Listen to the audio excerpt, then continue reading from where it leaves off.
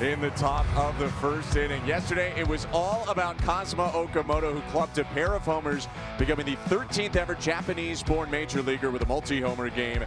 Came within feet of missing a third home run, but for him and everyone else in this lineup, it'll be a new experience facing a pitcher they haven't seen before in the left-hander Connor Prelip.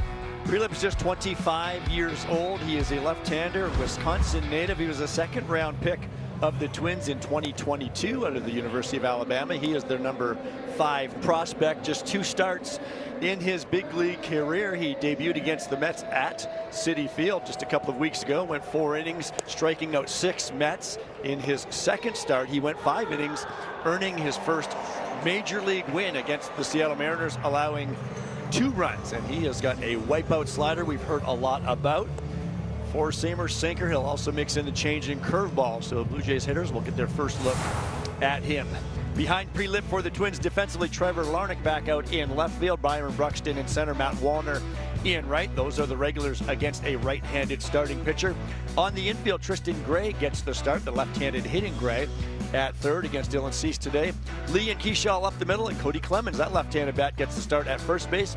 Ryan Jeffers back behind the dish, and he has been a dangerous bat for John Schneider's club.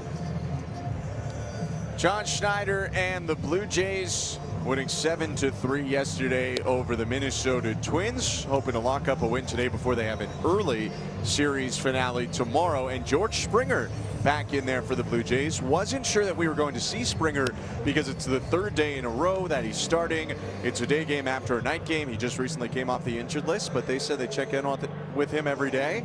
Got a lefty on the mound. He's feeling good. You want to get George Springer back out there. He's DHing. Come on, George is in there. He's not sitting. No, you're going to have to yank him out of there. No chance. Springer has been really on point since returning. Has 3 hits so far in the 2 games this series. And he'll be an early test for Connor Prelip. Hasn't waited around very long. Hit a first pitch slider last night off Simeon Woods Richardson for a base hit. As you mentioned, could very well see a first pitch slider here from Connor Prelip. Sun shining down in Minneapolis as Prelip deals home, and Springer hits the first pitch on a line right center, tailing away from Buxton, but he runs it down to make the grab. Good speed there for Byron Buxton because that was hit well into the gap. Springer looking out there still. There's 1 out. George looking to swing early. He did it again. A nice job by the Gold Glover Buxton, the veteran center fielder, chasing it down in the gap.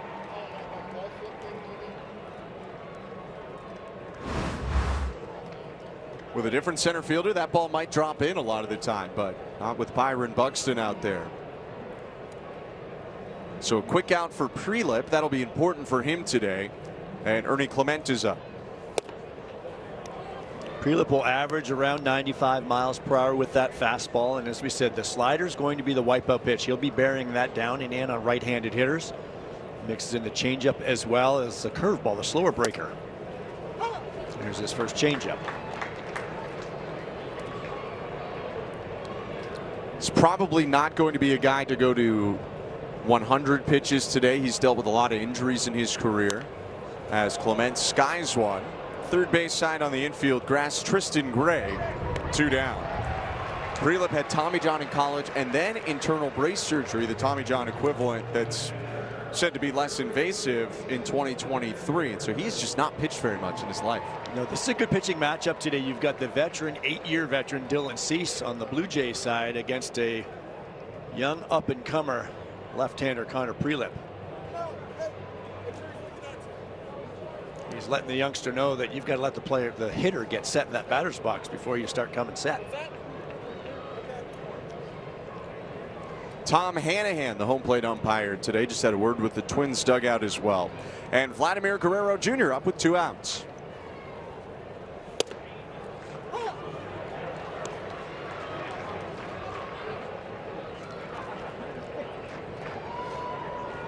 Potential challenge opportunity there, but left alone by Guerrero. Now the 0-1 is high, definitely that time. 1-1.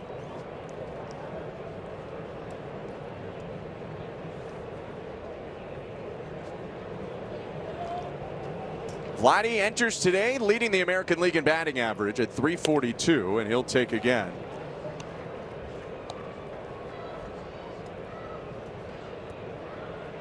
sure if you're a rookie in your third start, this is not the most comfortable matchup for you, facing Vladimir Guerrero Jr. 2 outs and nobody on, though, is how you want to face him. Guerrero goes up top to hit that one foul. And without really throwing a pitch in the zone per se, Prelip has got it to a 2-2 count. First pitch might have been a little up, but he got ahead with it. And that's the one thing Blue Jays hitters are continuing to try to do early in the count. Get a good strike to hit. Vladdy fouls that one off of his foot. It seems to be in some pain.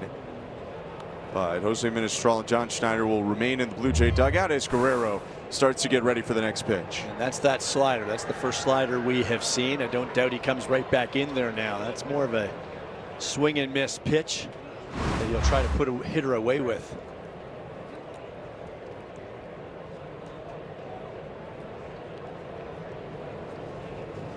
Two-two. Went to a curveball and Guerrero lays off. 6 pitches seen so far by Guerrero as he tries to move the line for Cosmo Okamoto. So when he holds that ball, it's almost behind the left part of his chest, so he's really hiding it away from the hitter. Vladdy drives this one right center field, and it will be caught by Matt Wallner to end the inning. Couple of hard lineouts, but a 1-2-3. Top of the first for the rookie, Connor Prelip. For Minnesota, they still got Buxton at the top. Matt Wallner has not had a great season, but he tortured the Blue Jays last year. He has a home run against the Blue Jays already this year as well, and he is one of the many powerful lefties that will go up against the powerful right-handed pitcher, Dylan Cease. Cease pitched into the 6th inning in his last start against the Red Sox. Got up over 100 pitches again. That's the 3rd straight start. He has done that, did allow 4 runs after cruising through the lineup. The first 3 innings, he just had all kinds of trouble with his command, and a couple guys got on base, and his delivery he was fighting, and I think today he is going to really try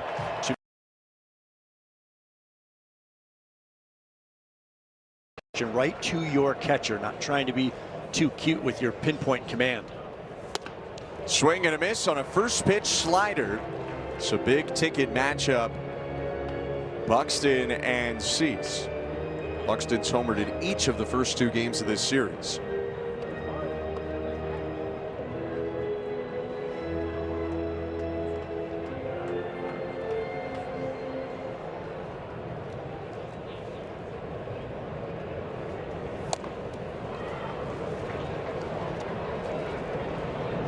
For Cease, even in his last start, while the command got away from him innings 4 through 6, there's a stumble off the mound that ends up causing a run or 2 extra, a line out that goes right off the edge of a glove. He still was pretty close, even maybe without his best command, to getting through 6 in his last one. With all of the lefties in this lineup today, we'll see that changeup, I'm sure, and that's the pitch that was really getting away from him. Command-wise, he was really missing big-time arm side, and that's when he was seeing that pitch count spike up. This ball is lifted deep out to right field. Going back, Straw turns, it's gone.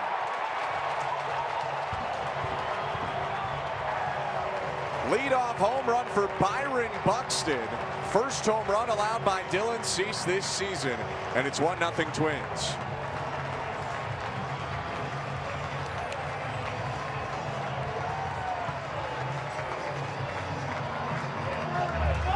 It's a 4-seam fastball. You see Cease, he's shaking again. So whether Valenzuela's giving signs he didn't want it, I don't think those were decoys, but clearly just missed out over the plate, and Buxton gets to it and drives it the other way. He is on some kind of roll right now. That's his 10th home run of the season. And he's hit pitches up and away, down and in, over the middle, out of the yard in this series. He's done pretty much everything as Cease throws a changeup there and misses down and away, ball 1.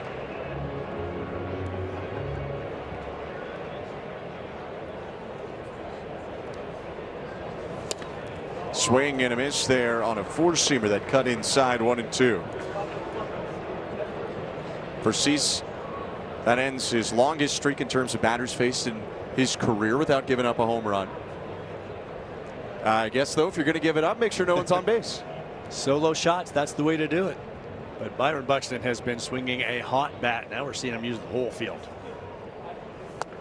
Check swing, did he go? He did, says Jacob Metz, the third base up, and Larnach goes down. Well, there's that devastating slider from Dylan Cease. It's a late sharp breaker, and Larnach cannot hold up. Strikeouts are brought to you by Subway. Get 25% off any footlong on game days. Order in the Subway app using the code STRIKEOUT.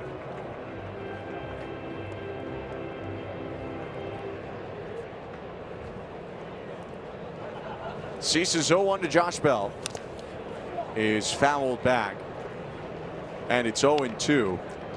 John Schneider had talked about today in the one strike counts, not always going for the strikeout. Kind of feels like that changeup maybe, Joe, was a pitch to try to get Bell to put it in play on the ground. Sure, throw that changeup, fool him with the speed, but keep it in the zone. And now a breaking ball is lofted down the right field line. Straw racing over, runs out of room. When you get ahead 0-1, oftentimes pitchers think that, okay, now I'm right where I want to be, and now you can try to make that perfect pitch. All of a sudden it's 1-1. Then you try to make that perfect pitch again, and now it's 2-1. So you lose that count advantage. So I think what John is saying, especially with a guy like Cease, once you get ahead, just keep the foot on the accelerator and power toward your catcher's mitt. Directionally, a lot of pitchers will talk about that, and I think when Cease was talking about his delivery in that last game and really trying to power the ball to the catcher was the term he used. And what that means is don't be pulling off, don't be trying to pinpoint anything. Stay strong. Called strike 3 on a front hip sinker from Dylan Cease, back-to-back Ks. We've seen Cease use that sinker more so into righties. This is a different little method here, and it worked, freezing Josh Bell. Just getting the tip of the zone. Would have been an interesting challenge. 2 down and the base is empty, and the pitch to Ryan Jeffers. And Jeffers clubs one. Left field and deep. Schneider going back. Looks like he's got room to make the catch and end the inning. Byron Buxton's leadoff home run gives the Twins an early advantage. In this lineup, we saw contributions from throughout last season. I think they're still figuring out, as John Schneider says, we've got contact guys. We've got guys that'll grind out bats. I think this is a guy that can kind of do all of that, but also provide that pop, and that was on display yesterday. I believe it was a couple of weeks ago that I think it was Hazel May and Arden Zwellingon talking about Okamoto. I know you were just doing serious stuff, but he had never had a quesadilla before coming over. So that opens up your world in a way, I think. Can you imagine never having a quesadilla and then having them and hitting home runs? I've had far too many quesadillas, if anything. And no home runs. And no home runs. No, I'm going to keep eating them until I get one. 1-1 pitch to Okamoto. Fouled back.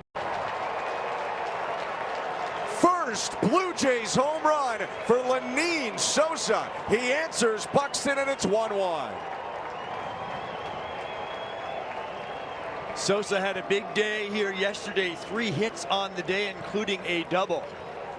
And I asked him this morning to describe himself as a hitter, and he says he is looking for a fastball to go the other way with, the off-speed or breaking pitches to pull. And that was a changeup that he pulled deep to left center field. That he pulled deep to left center field, covering that pitch on the outside part of the plate. That was 415 feet. As Varsho takes his strike. First of the year for Sosa as well. Did not have one with Chicago before coming over. Also, that last strike appeared to be a bit high. Might be a bit of a high zone today for Tom Hanahan. And he'll hang that jacket back up after his first time wearing it. Having some good at-bats, that is for certain. Andres Jimenez with the day off today against the left-hander. Varsho in the air out to left.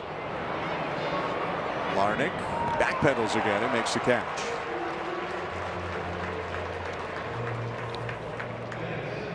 They're starting to find more of that up and down production. Maybe it's still not exactly where it was certainly to end last season, but whether it was Okamoto and Sosa and Pinyango yesterday, or Sosa now coming up with a home run, a bit of the burden seems to be taken off some of those top of the order guys as Straw takes takes a pitch up high, ball one. And remember last year, the month of April was a little bit of that feeling out process as well. The offense was really not clicking until we got well into the month of May.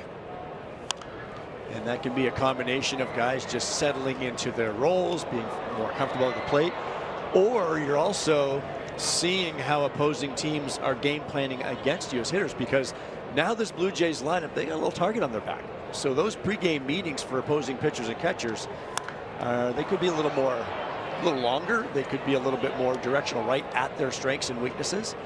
And then you have new players. You have Okamoto, you have a Sosa, Jesus Sanchez.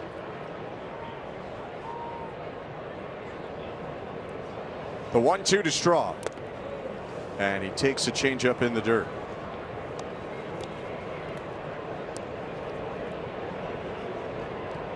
Everything has been in the air so far for the Blue Jays off of Prelip. Sosa's the hardest hit.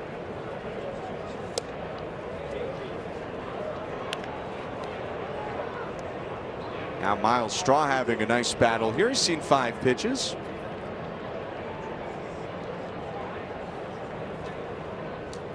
Three-two. And Straw clubs one. Left field and deep. Miles Straw has left the yard. He parked it in the second deck, and the Blue Jays lead 2-1.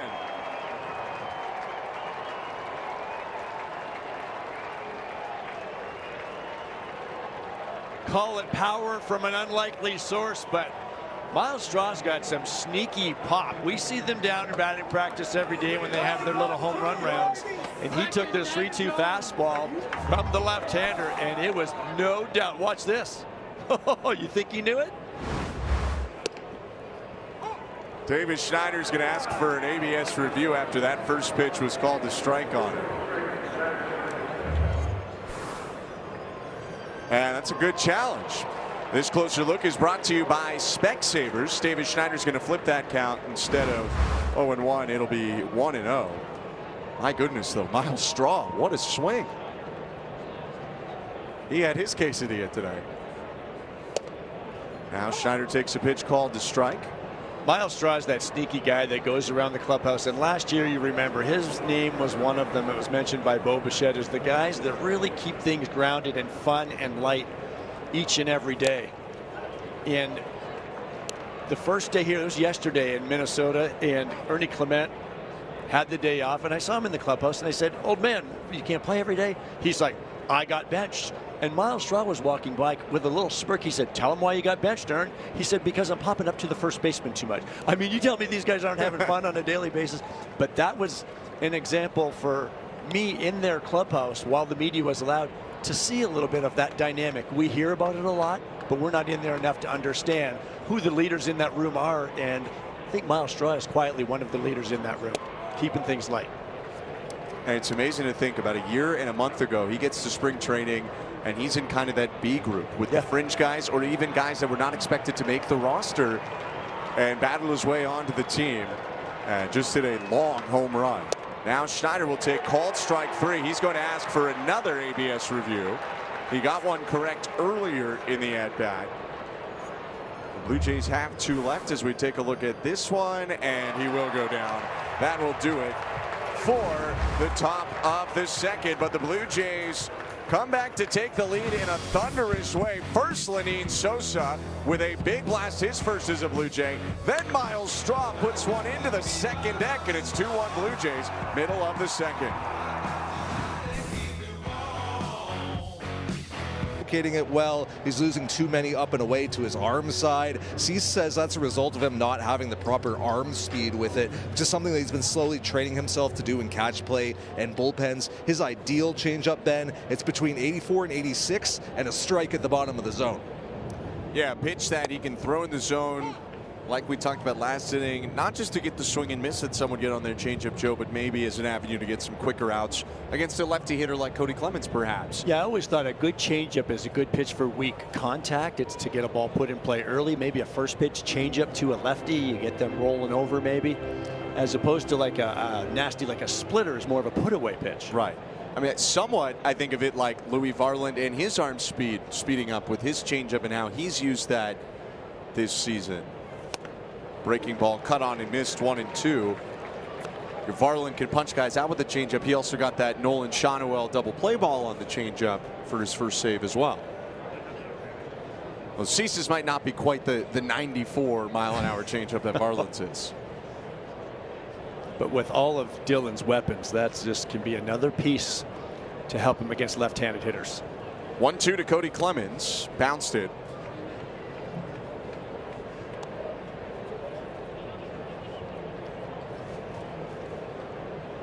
John Schneider highlighted the changeup, the curveball today for Cease, with all the lefties for the Twins.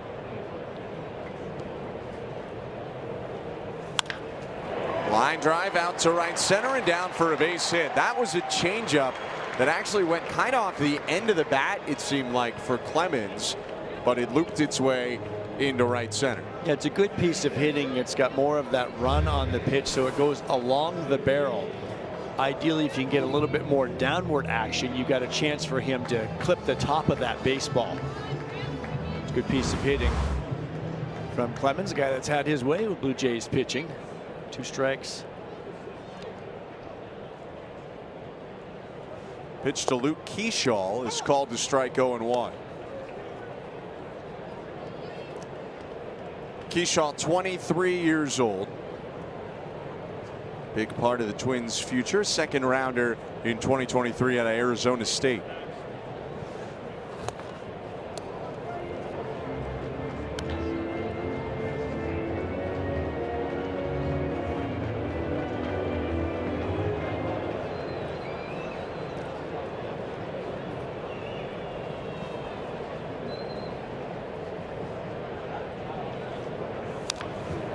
And a fastball at 96 fouled back by Keyshaw. He looked a little bit upset. That heater did catch a lot of the plate. It's 1-2.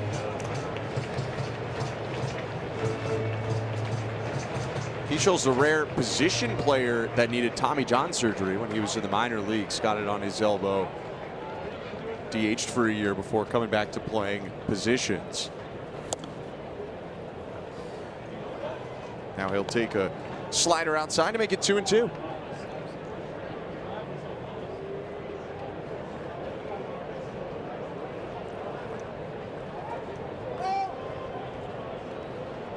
Cease not generally a ground ball pitcher, but he is getting more ground balls this season, and oftentimes I think when pitchers like that, you can see with the wider variety of pitches, they can't just sit on one of the 4-seam fastball or the slider and catch it out front to get it in the air. Fastballs can get deep on hitters if you're a little more indecisive or unsure of what's coming. They catch it deeper, beat it into the ground, or of course that slider, get it out front, roll it over into the ground.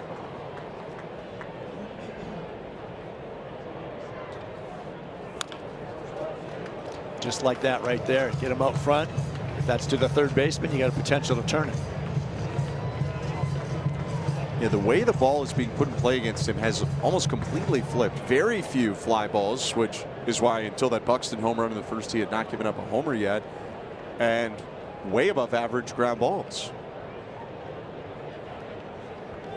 Runner off on the 3-2, and Clemens will have to put it in reverse.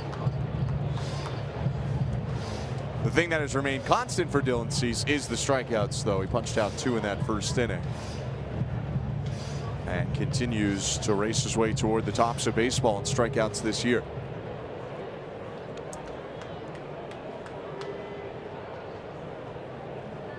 Another 3-2. Clemens off again, and the pitch is ball 4.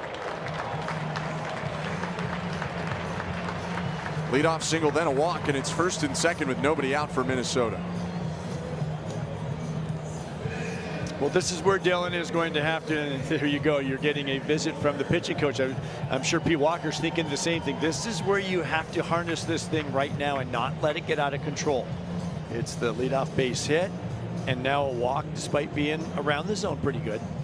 But this is where you got to make sure you hone in and continue to pound the zone. Can't get, you get all more trouble here if you start playing around. You've got guys that have some swing and miss in Wallner coming up right here. Be in the zone, try to get him to chase, try to get that ground ball or that strikeout. if you're in your familiar role, catching behind home plate, is there something that Brandon Valenzuela might be able to do to help out Cease here? Big thing is maybe just stay middle of the plate. Stay set up in the middle. Don't be trying to get too cute by setting up away for a sinker or away for a changeup down there. Stay fairly middle. Allow Dylan to focus on you in the middle of the plate. Pound the middle. Goes a little to your glove side, fine. If it goes a little arm side, fine. His first pitch to Matt Wallner. And he misses downstairs as they tried to start Wallner with a change.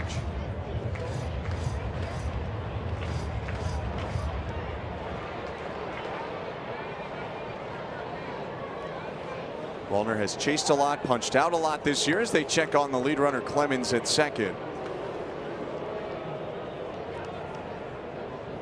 But the dangerous thing about Matt Wallner is while he might chase, he also has the ability to hit a ball 430 feet at any given moment. Dangerous power potential for certain. Taps this one back toward the hill. It's Cease's ball, and his only play is first. Almost works like a bunt for Wallner, getting Clemens to third and Keishel to second. If you're Cease, you can take a breath at least that you have an out. And with his strikeout ability, that's what he's going to be after right now with Brooks Lee coming to the plate. Not a guy that strikes out a whole lot, but you can get him to chase, can get him to expand. Blue Jays are going to play the middle of the infield back and take the out for the run. Corners are in. Makes it tougher to roll a single through the middle and score two on a weak ground ball. Clemens on third, Keishel on second.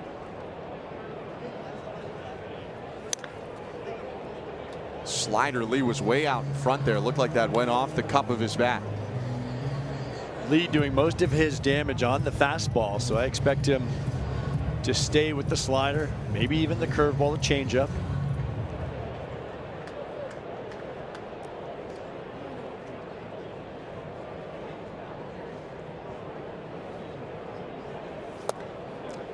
And I know you had just mentioned Cease being in the middle of the plate more. With first base open, though, is there more room to nibble a little bit, or do you still want him to just go right at him? I think early in the game like this, the last thing you want to do is nibble around too much and just continue to add base runners. Go get this guy right here. You're at 8-9 in the order.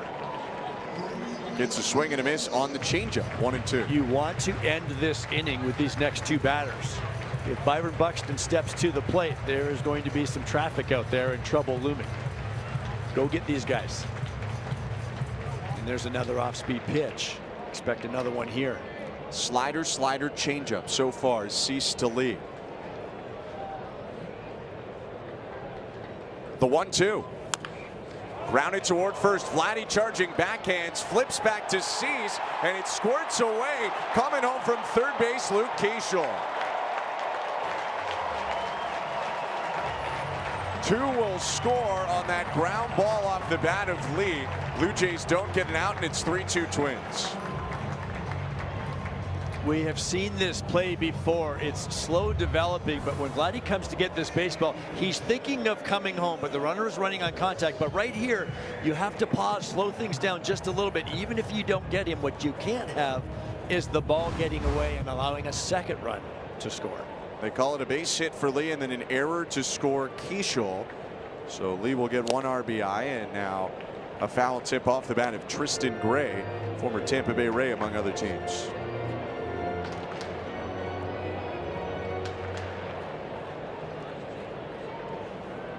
Back and forth start to this game.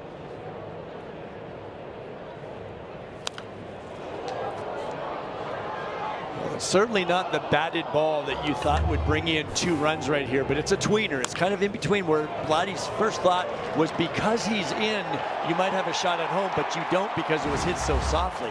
But you really got to be careful. You've got a pitcher running in one direction, you're going in another direction, and John Schneider's getting a little impatient with some of the defensive play by his club the last couple of days. For both sides, defensive mistakes in the infield have loomed large. The Blue Jays scored 2 on a contact play, not that different from that play yesterday. Josh Bell threw 1 away. Blue Jays had errors in the first game that allowed the Twins to get add-on runs late.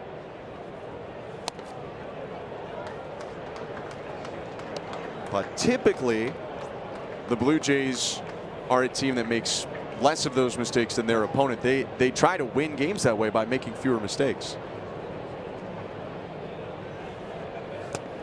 Check swing. Did he go? He did, as Jacob Metz punches out Tristan Gray. 2 down.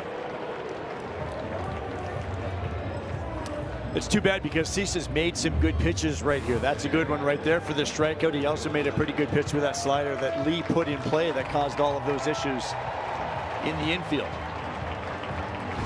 And now you're dealing with Buxton, but the 2 runs have already scored. Still is a runner on. Brooks Lee on first. And the pitch.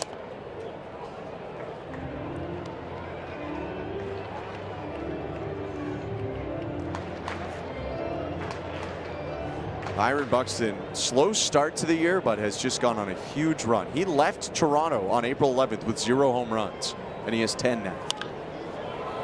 He'll hit this one very high in Lenine Sosa's territory in shallow right center. He makes the grab to end the inning, but the Twins answer with a pair of runs on a pair of hits and an error to take a 3-2 lead for the top of the 3rd. Sometimes you just get a feel about a baseball game, and it feels like this one's going to be back and forth all day long the way it started. Brandon Valenzuela hits against Connor Prelip, takes a strike.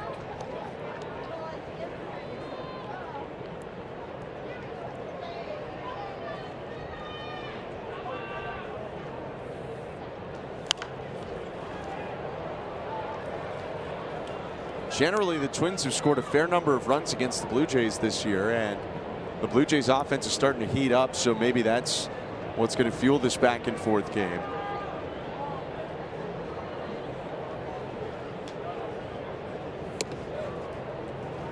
You also have Connor Prelip, who we've mentioned. You're probably not going to go 100 pitches, and Dylan Cease's pitch count is at 40 after 2 innings. It might be a day where you're going to see the bullpens go at it a little bit as well.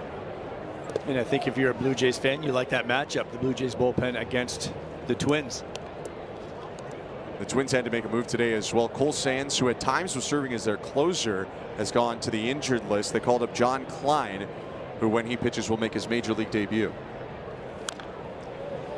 If you want to get the Twins bullpen in the game, have plate appearances like this. Brandon Valenzuela fouling off the pitch. He's seen 5 so far. Brandon, like a lot of switch hitters, their swings can be a little bit different from each side, and I think oftentimes when you throw with your right hand dominant from the right side, you'll have a little bit more of a flat swing as opposed to left-handed. That's your bottom hand that might roll over more.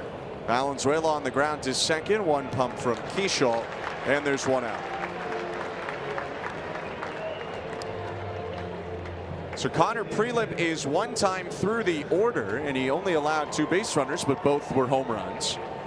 Now he'll go 2nd time through. Be interested to see how he and the top of the order battle 2nd time through, because Springer in particular, but Springer and Guerrero both lined out hard in the 1st. And he hit him on the foot. Knocked his guard off. Got him on the injured foot. Was it the same one? I think it is. And it's that left toe. You know, the padding went flying. I was hoping it went flying because he moved his foot, but it looks like they're tending. Maybe yeah, it looks like it hit that spot.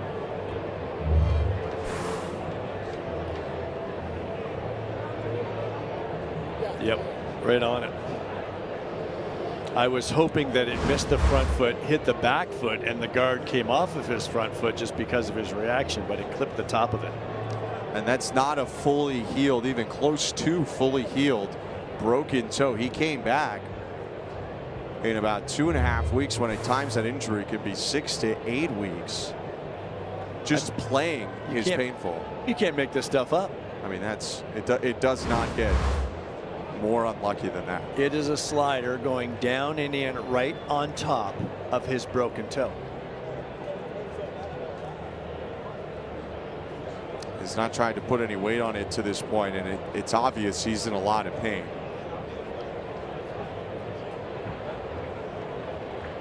Yeah, he is not going to remain in this game.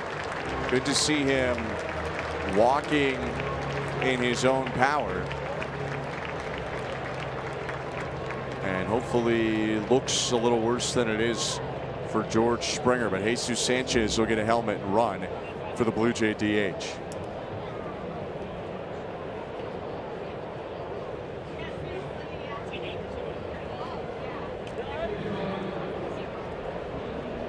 I think besides the pain that George is experiencing right now, he has to be thinking like we're thinking. I mean, all I'm thinking right now is this game is just crazy in that regard. I mean, you could get hit anywhere, but it literally went right on top of his protected pad.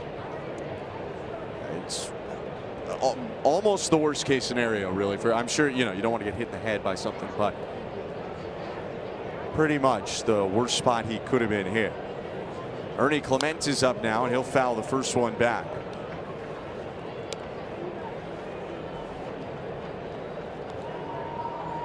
Once we have more updates on Springer, we'll let you know. So Jesus Sanchez leading off first, one out in the top of the third. Good block there by Ryan Jeffers.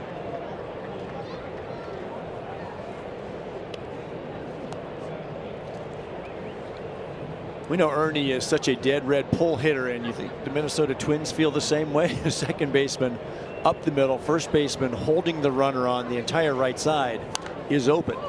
Clement will pop this one up. Jeffers giving it a look, but that's out of play. And you might think that as a hitter you're tempted to try to manipulate the bat and shoot it over there, but I've talked to Ernie about this. It's just not who he is. It's not how his swing works. It's not how he is comfortable. So he's not going to adjust his swing. Oftentimes we say if he goes over there, it's an accident. He is looking to pull the ball and catch something out front. He grounds this one to the right side. Pressure on Prelip to spin and throw. He threw it into the line, but Clemens makes the grab under duress. Clement retired into scoring position. Jesus Sanchez with two down. Well, that could have been a lot uglier for the Twins left-hander. He fields this ball, spins, and the throw is inside the line. It's a dangerous play for Clemens at first, but he does a good job to stay away from the runner. And good for Prelip that he's a lefty. Helped him a little bit with the angle there. So Sanchez in scoring position, two outs. Vladimir Guerrero Jr. swings and misses. Vladdy is batting .308 with runners in scoring position coming into this game. 8 for 26.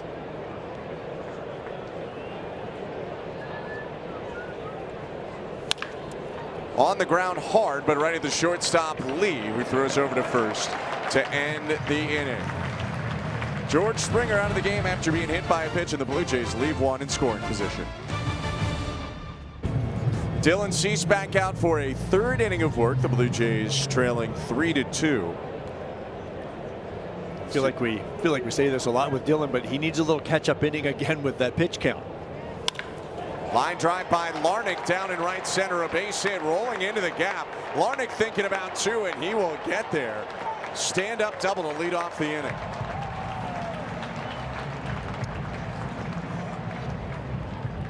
It's a 98-mile-an-hour fastball, and he got around it and smoked it. First pitch fastball away, and he covers his pitch on the outside edge at 98. Varsho does all he can to cut it off in the gap, but still no chance to get it in time. Larnach in the midst of a breakout. It's now a career-high 17 game on base streak. Josh Bell in the air, left center field. Varsho going back, curling toward the warning track, makes the grab. Larnach will tag and advance to third base. Josh Bell just missed, and he does advance the runner to third with one out. Well, oftentimes when you're on first base, you're thinking of how do you get to second or to third. You want to make sure that you can advance. Josh Bell does a nice job driving this ball pretty deep, but I thought Larnach did a good job at second. He identified right away that this was going to be deep enough, so going back to that second base bag and tagging easily. Draws the infield in for the Blue Jays with Ryan Jeffers up. Jeffers flied out to deep left his first time.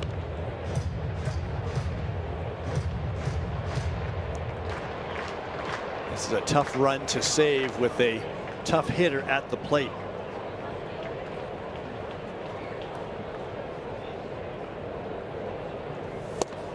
Swing and a miss. Missed the spot, but 97 got it by Jeffers.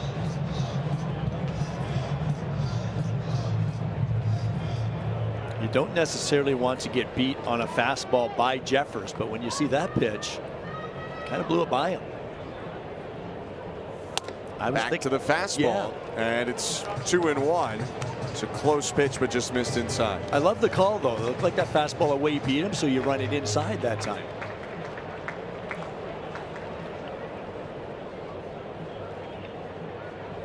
The 2-1 is hit high, not very deep center field. Varsho coming forward.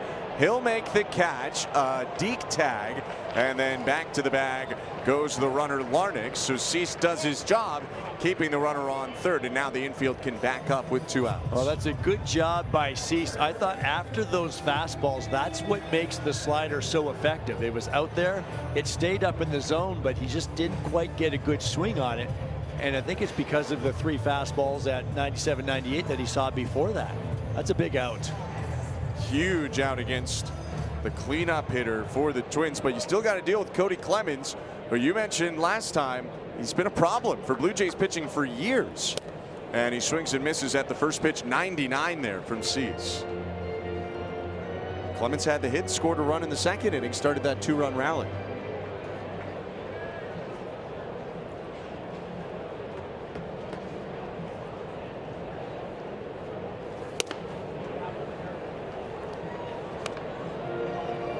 Cody would have been relatively newborn when Roger was winning back-to-back Cy Youngs for the Toronto Blue Jays. Clemens born in 1996.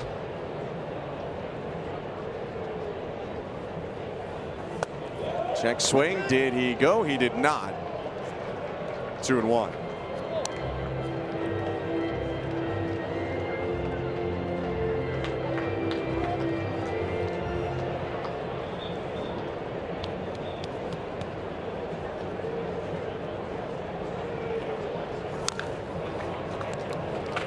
I think got a rock in the eye there or something as that slider was fouled back. 2-2. That dirt around home plate, it can have a lot of those little pebbles almost that they top off the dirt with, you see, and when a ball hits, a foul ball hits, it can shoot right up.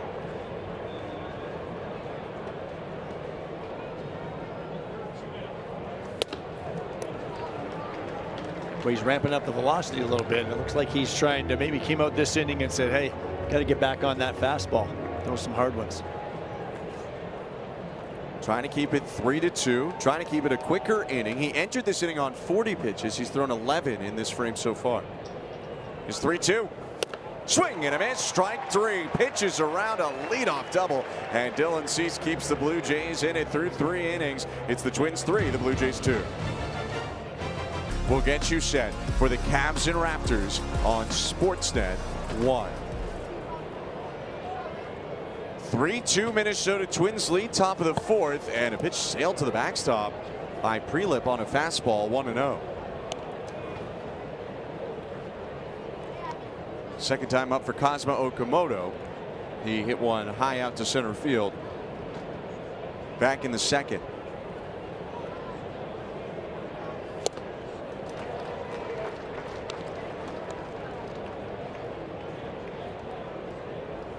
Discussed this briefly yesterday, but Okamoto has become part of that early batting practice group for the Blue Jays.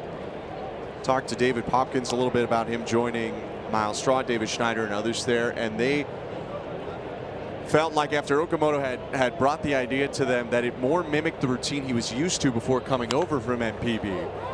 Okamoto pops this one up behind home plate, and Jeffers will watch it sail. 2-2. Because Popkins had told me that in NPB, rather than 5-hitter groups or 4-hitter groups rotating quickly in and out of the cage for batting practice, there's more individual time for each hitter and less breaks in between. The early batting practice work allows him to get more individual work, longer sessions to work on things like moving around in the box. 2-2 pitch popped up. Shortstop Brooks Lee makes a 2-handed squeeze. And it sounds like a small thing, but even that with your prep work in the batting cage and on the field for batting practice, we talked about so many adjustments that he has had to make coming over to Major League Baseball. And that's just another one in your daily routine. I'm sure he's still settling into that, but these last couple of weeks have been very impressive, especially in the power department. Pitch to Lenyn Sosa, high ball one. And you want to make it as normal as you can for Okamoto, because he had about 250 home runs in NPB. Whatever he was doing over there was working quite well. Speaking of power, Sosa hit his first Blue Jays home run his last time up. So did Miles Straw last time as Okamoto walks by. Well, you want the club in general up and down the lineup to start hitting better for sure. But when I asked John Schneider about that yesterday, I said, the one way to do it quickly is with one swing of the bat. And John Schneider agrees. He likes home runs. Managers like home runs, but that's what this team did last year. We talked about the depth so much last year and all of the hitting, but there was a lot of power too. Sosa down the left field line, foul. It's not like this was a single hitting team. Take a look at this last swing from Lenyn Sosa, by the way. He can hit balls pretty much anywhere. Jefferson's setting up for a block.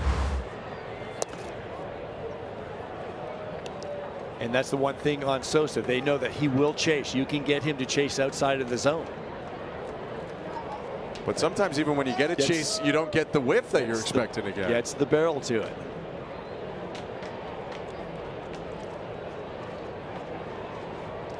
It was a changeup he hit out in the second.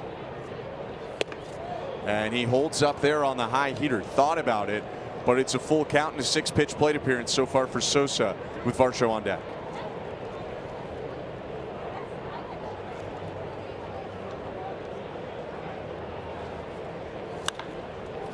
There it is again.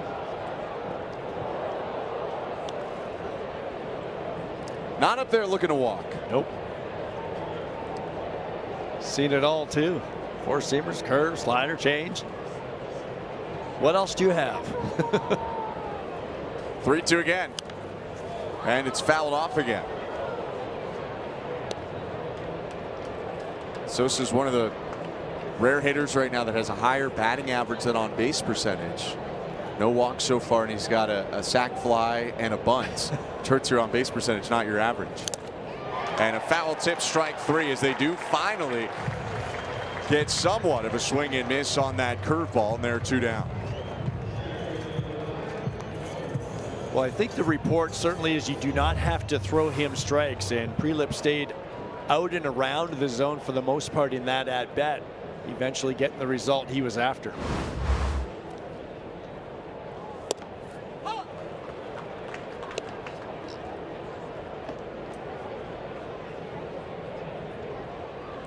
Dalton Varsho had a homer in the opener this series, went 1 for 5 with a run scored yesterday. And he rips this one high and deep to right field down the line, and fair. Varsho around first and into second with a 2-out double. Varsho continues to handle left-handed pitching pretty well. He gets this curveball. It's down in the zone, and one thing he's done against lefties is he probably will admit that he stayed on the baseball a little bit longer, and when you stay on it, it allows you to get the barrel there instead of pulling off. So many times left-handed hitters have a tendency to pull off. You just don't see as many left-handed pitchers. Nice piece right there. Miles Straw hit his second deck homer in his last at bat. Now he's trying to drive in Dalton Varsho with 2 down. Second inning in a row that the Blue Jays get a 2-out runner on second opportunity. And Miles Straw's going to ask for a challenge. The Blue Jays have 1 remaining, so if they miss this, they'll be out of challenges. But they didn't miss. Miles Straw was right. And instead of 1-1, it's 2-0. Quite a gamble early in the ball game. Miles will say, I had it all the way. Yeah, you don't get in trouble if it works out. That's right.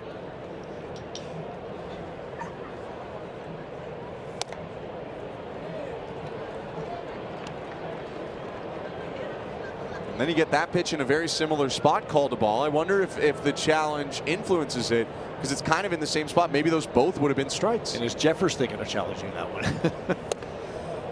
And that'll be ball 4. A 4-pitch walk to Straw. First walk issued in the game by Prelip. 2 on. Davis Schneider about to come up, but first Pete Mackey out to the mound.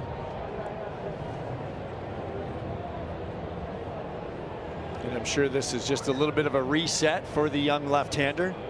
2 quick outs in the inning and then a double and a walk. And he knows he's down at the bottom of the order here. Davis Schneider, who he struck out once already, has really been struggling at the plate. Let your pitcher know that. Let him understand that you're going right after this guy. And this is a good opportunity for Schneider right here. It's been such a tough go for Davis, but when you're struggling like this, sometimes that one swing, that one big hit can really get you going. And what a time it would be right now for Davis Schneider to come through. His last hit was a big one off Trevor McGill in Milwaukee. And he does have a pitcher that might be just a little fatigued. 20-pitch inning, in part because Sosa saw 9 this frame. And he wants to be in the zone, the pitcher does, in this situation. First pitch, rip and a miss, 0-1. So goes downstairs with a slider.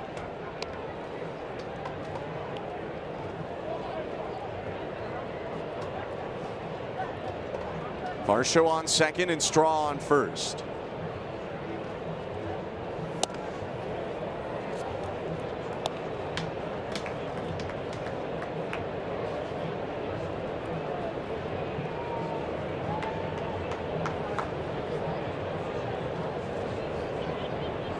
Prelips 1-1. Check swing, called strike. And it's 1 ball and 2 strikes.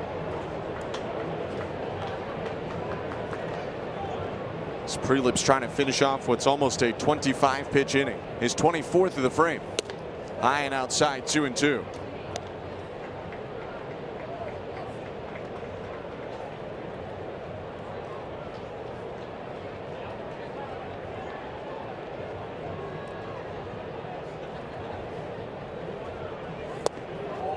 Just low, and that's a gutsy take by Davis Schneider, but it's a good one. That pitch did just barely miss. Wow.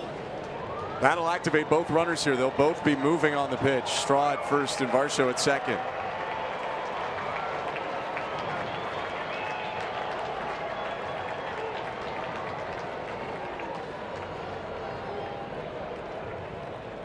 Prelips payoff pitch.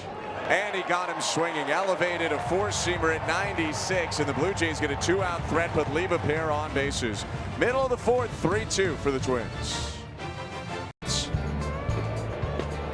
Dylan Cease back out on the mound for the Blue Jays. Just pitched his first scoreless inning, and now he's tied for the American League lead in strikeouts after his punch out of Cody Clemens to finish off the 3rd. And still counting. You never know. He could catch Jacob Mizorowski in this game the way Cease does it. Lots of swing and miss indeed. Ground ball left side. Okamoto steps in front of Clement, and there's 1 out. Looked a little stuck in his glove, but he got his body turned to get it there in time. Well, the big thing with Okamoto that Carlos Fablas has been working on is getting those feet moving. He'll end up on the balls of his feet so he can range, but does a good job. Keep moving those feet, and even if he didn't get the great grip right away, you've got time as a third baseman, and he knew he had that time to make sure that he made an accurate throw. It's worth noting that small samples, so hard to tell a lot, but early in the season, a lot of the advanced metrics did not love the play of Okamoto at third, and it's rebounded to the point where he's now looked at as a positive defender on a lot of those more stat-casty type of stats. Appeal down to third on the check swing by Wallner. Didn't go 2-0. We've seen day in and day out Carlos Fablas with his infielders in a lot of individual sessions around that third base position with Okamoto. It's been a real project of his, I think. And we're seeing that early on, the baby steps, the little improvements that Okamoto has been making. And Carlos said that to me about a week and a half ago when he was talking about the footwork and his pre-step plan in terms of getting ready to make that move to range right or left.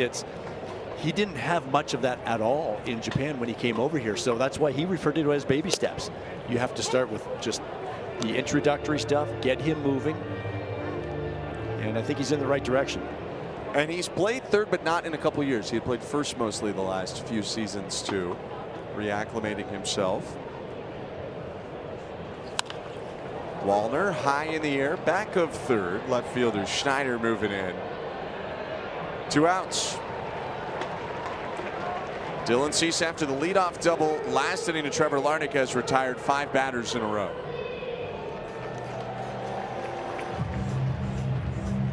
And this is how you make up that pitch count a little bit. The last inning, leadoff double, pitched around it quickly. 2 quick outs here in the 4th. 2 outs on 7 pitches in this 4th inning. Brooks Lee hitting it back foul. Lee had an RBI infield single that ended up scoring a pair after an error in the 2nd, and still that's the difference in the game right now. The 3rd run for the Twins that came in on a Guerrero error.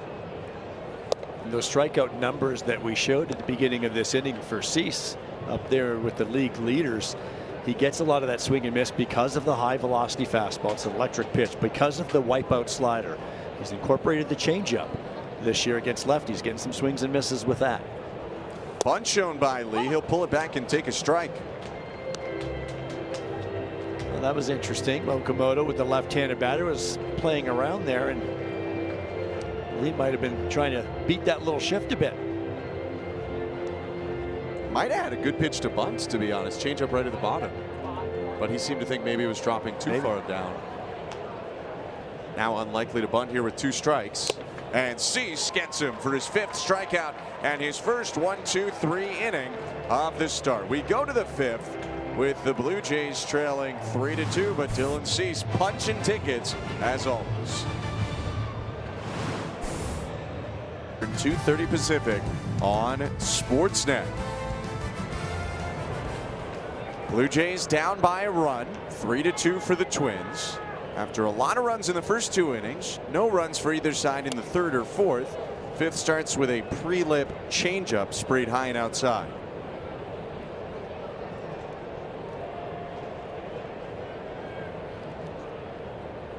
Connor Prelip's allowed 3 extra base hits, but those are the only hits he's allowed, and he's spread out the walks and hit batter enough to keep his team in front. He's been pretty effective.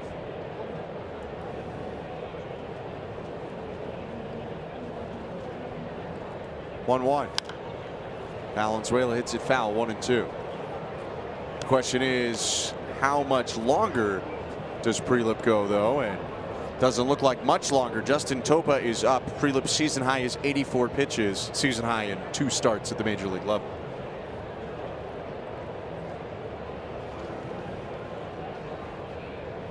Jesus Sanchez now in the leadoff spot for George Springer, so I'm sure he will face Sanchez, and maybe it's Topa for Clement.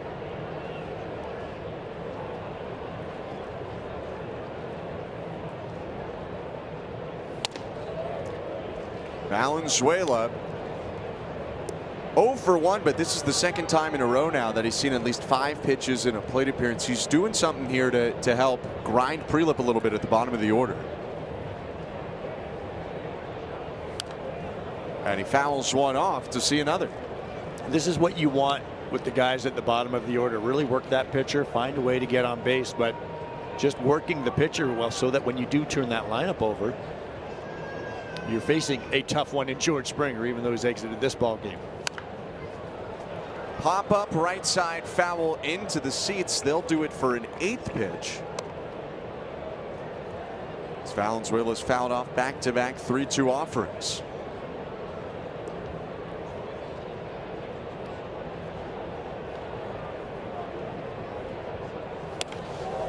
And that's ball 4.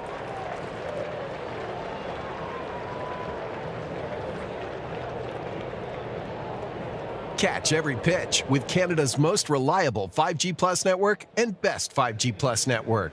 Rogers, we got you. Jesus Sanchez, the hit for the first time in this game. Came in after George Springer was hit in the foot and had to exit in the 3rd. He'll foul off the first one.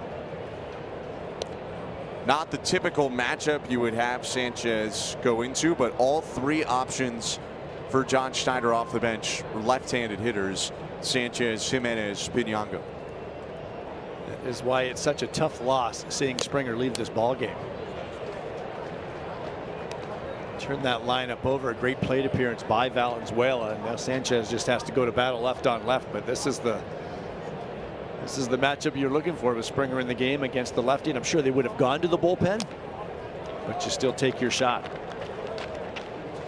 Credit there to Sanchez reaching out for a slider. It might have been a ball, but he got his bat to it to keep himself up there.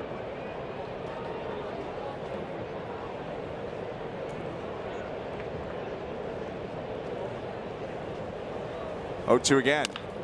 And it's chopped to the left side. Fielded low by Gray. Throw to second for one. Toss to first, not in time. Sanchez beats it out to make it a fielder's choice rather than a double play.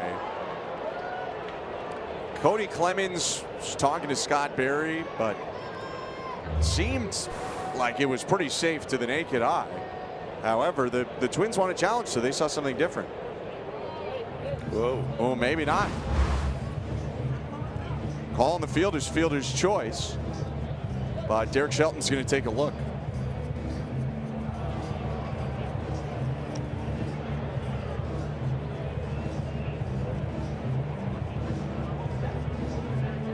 It seemed like the umpires made it one signal there, asking Shelton, hey, are you looking at the play at first base?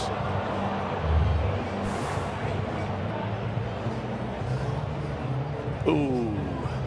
Now we can't see the heel behind Cody Clemens right there for when that comes down exactly, but you could see a lot of the rest of the foot, though. You could, but the heel, the way he was lunging out, the heel might have been the thing that hit first. Would hit first. And remember, it's just the baseball making it to the back of the glove. It's not when he closes the glove on the ball. Call on the field is safe. After view call on the field is overturned. The runner is out. Minnesota retaining the challenge. And that'll be a double play to wipe away the leadoff walk. And you wonder if that buys Prelip another batter as well now.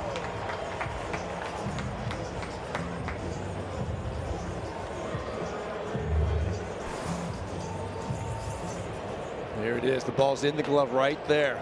So he just beat him.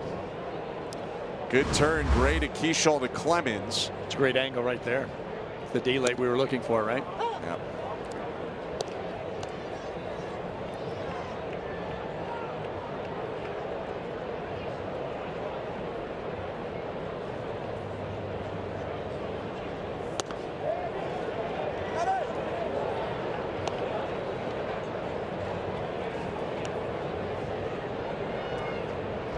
Clement 0 for 2, a pop up and a ground out to the pitcher. And he'll chop this one foul into the Blue Jay dugout.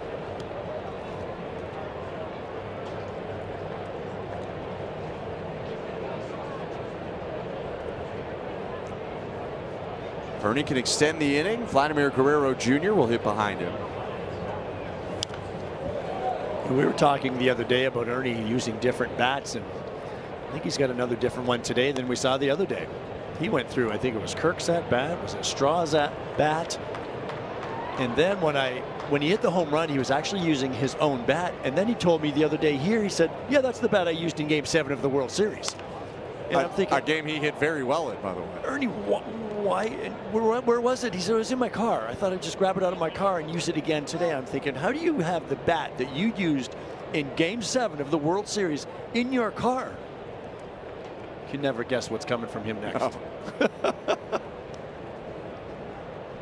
1-2. Swings and hits one foul, expanding up and away on the four-seamer. For Prelip, this is by far now a major league career high in terms of pitches in a game. 84 was his most. Now he's at 89. But Derek Shelton letting him go to 90. The 1-2. Broken bat, roll over toward third. And that'll go foul. Whoever's bat that was, I think that's the last swing it'll be used for. Not using that one again. His World Series Game 7 bat, the one he hit his home run with, was darker, and it wasn't. That's two-tone. It was all pretty well dark from the barrel on down to the handle, if I remember correctly. Like, does he go to the bat boy and say, surprise me, when he breaks his bat? How do they coordinate? He would have a few bats in his bat box before the game. Clement strikes out swinging, and the Blue Jays come up empty after a leadoff walk in the top of the 5th. They trail 3-2. It's time now for an update with Brad Fett.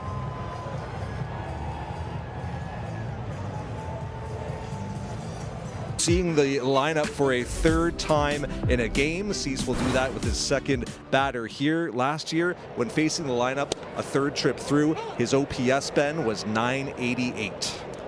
So it is improved upon this year in a way. And Joe, you imagine that diversifying his mix maybe allows him, in theory, to have more weapons when he goes 2nd and then 3rd time, and hey, maybe even on a great day 4th time through. Yeah, he was so much more 4-seam fastball and slider before. He's using some more pitches now. He's using the slider a lot today, both to righties and lefties, which is a little bit of a different look. Using that changeup as well to the lefties. But yeah, when you have more pitches, you should be able to go a little deeper because you're keeping that indecision in the hitters' heads, being very unpredictable.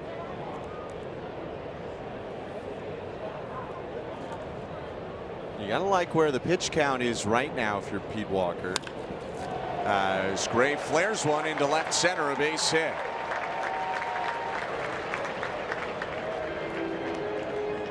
Jammed him with 97 on the hands, but it's muscled into the outfield by the 3rd baseman. Well, for most right-handers, the left-handed hitters are going to be your challenge, and Tristan Gray is in the lineup today because of that left-handed bat. Derek Shelton has him down in the 9-hole, but it pays off with a base hit. So Byron Buxton will hit a 3rd time against Dylan Cease, a home run and a pop-up. And he grounds the first one he sees to 3rd. Okamoto's got to make the play quickly and does. Kazuma Okamoto had to go over the 3rd base bag, throw off balance, and get a quick runner in Byron Buxton. And he did all of that in a flash. Well, this is an outstanding job all around. Look at this sinker running in on the hands of Buxton. That's what ties him up. It gets the weak ground ball, but a great job by Okamoto working through that baseball and then the off-balance throw to get a pretty darn good runner in Byron Buxton. I thought even his heel might have clipped the bag there as he went to field it, which can't make that play easier. But that's a big out. Instead of 1st and 2nd and nobody out, runner on 2nd, 1 down, and the pitch to Larnach. Slider low. And that answered your question right there, Ben, when you talked about 3rd time through and him using more pitches. Can that help? That sinker right there, it's not something he uses a lot, but it's been a little bit more new this year. And it's such a great weapon against a tough hitter in Buxton the 3rd time you see him.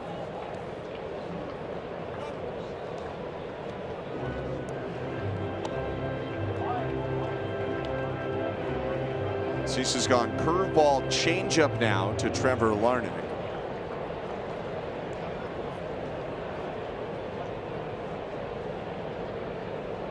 Couple peeks at Gray in the 2-0. 97 to get back in the count. Another sinker for Dylan Cease. Even to a lefty, you can try to get that little bit of movement, whether it's a little run or more so. If you can get a little downward movement, try to catch him, get him to catch the top of the baseball instead of squaring it up. On the ground, off the mound and up the middle, a base hit into center. Gray gets the wave. He'll score. Larnach with an RBI single, and the Twins make it 4-2.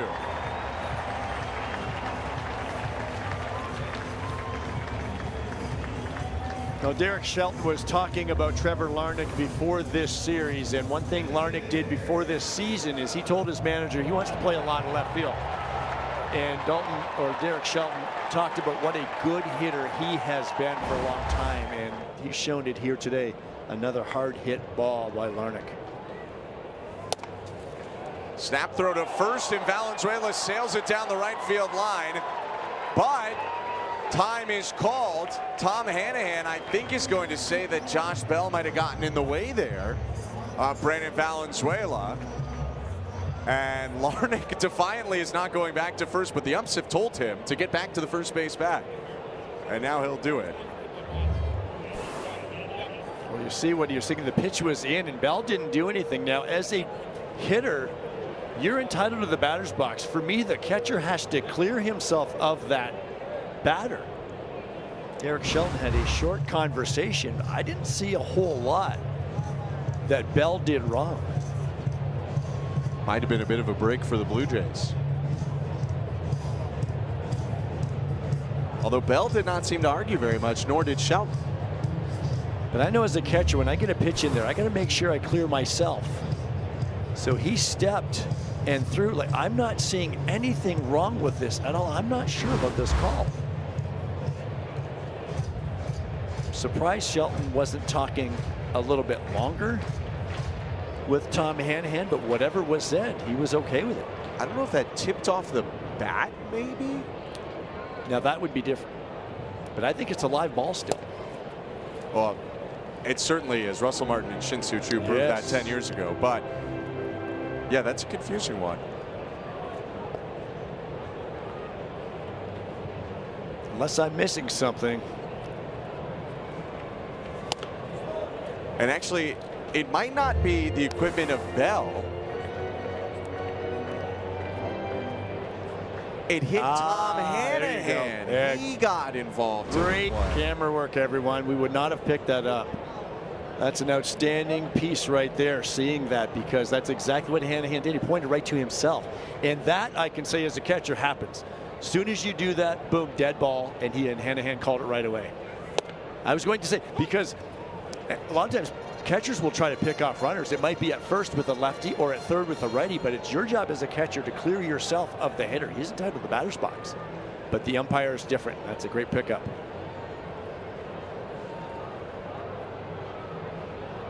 Cease's 3-1 is on the ground over the mound to the shortstop. Clement steps on second, one throws to first. Inning-ending double play. But the Twins score a pair. Tristan Gray's leadoff single cashed in by Trevor Larnach. It's Twins are winning right now 4-2, and they will go into their bullpen as we start the 6th inning. The starter Connor Prelip is over as veteran Justin Topa makes his 18th appearance. Topa is 35 years old, and he's pitching some big innings for these Twins. 17 games this season. That ERA at 3.29. Pitched a scoreless inning on Thursday night here to close out the Twins' 7-1 victory.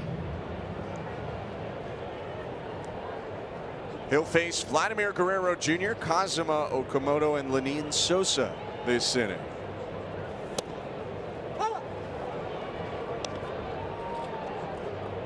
Comes in after Connor Prelip was somewhat effectively wild. 5 innings, 3 hits, 2 runs. He walked 2 and hit George Springer, but leaves with his team in front after 5 frames. We came into the game thinking that Prelip was using that slider a whole lot, and he did go to that fastball a little bit more today against these Blue Jays hitters, and it worked pretty well. The 1-1. Guerrero takes again. I'm sure the message to him will be 2 solo home runs. That's okay. You can live with that. He was able to pitch around some other things, but overall he's got his team a lead. Guerrero bounces one over the hill. This will be a tough play for Luke Keeschall, and he's out.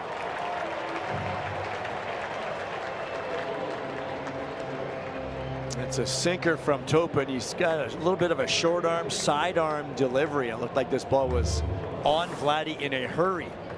Gets jammed with it as he bounces it over the mound, but a nice job by the second baseman Keeschall to make that play and get that throw to Clemens.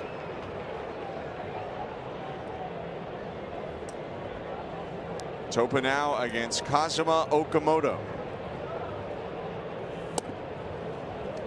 Blue Jays saw Justin Topa in the opener of this series.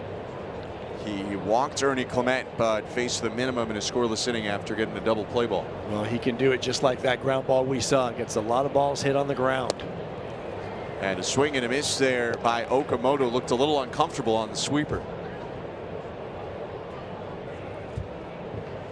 How do you adjust then to a guy who's trying to get you to hit one into the dirt? Well, that's pretty tough too, because that's why you got that swing from Okamoto. Okamoto high in the air, left center field. Buxton back. See you later.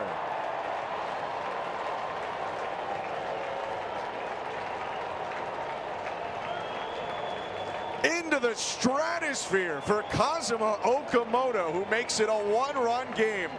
453 feet. The way you keep a sinker off the ground is you get under it, and Okamoto got under it, and the power stroke continues for the Blue Jays third baseman. Short arm, side arm, it's down in the zone, and he works underneath that baseball and just punishes it to deep left center field. That's the longest home run hit by a Blue Jay this season.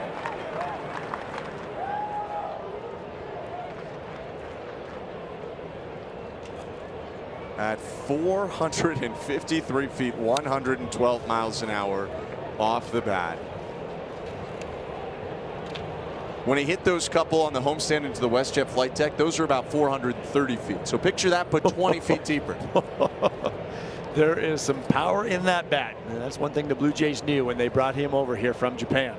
8 home runs already this year as Sosa goes down on a sinker, and there are 2 outs in the inning.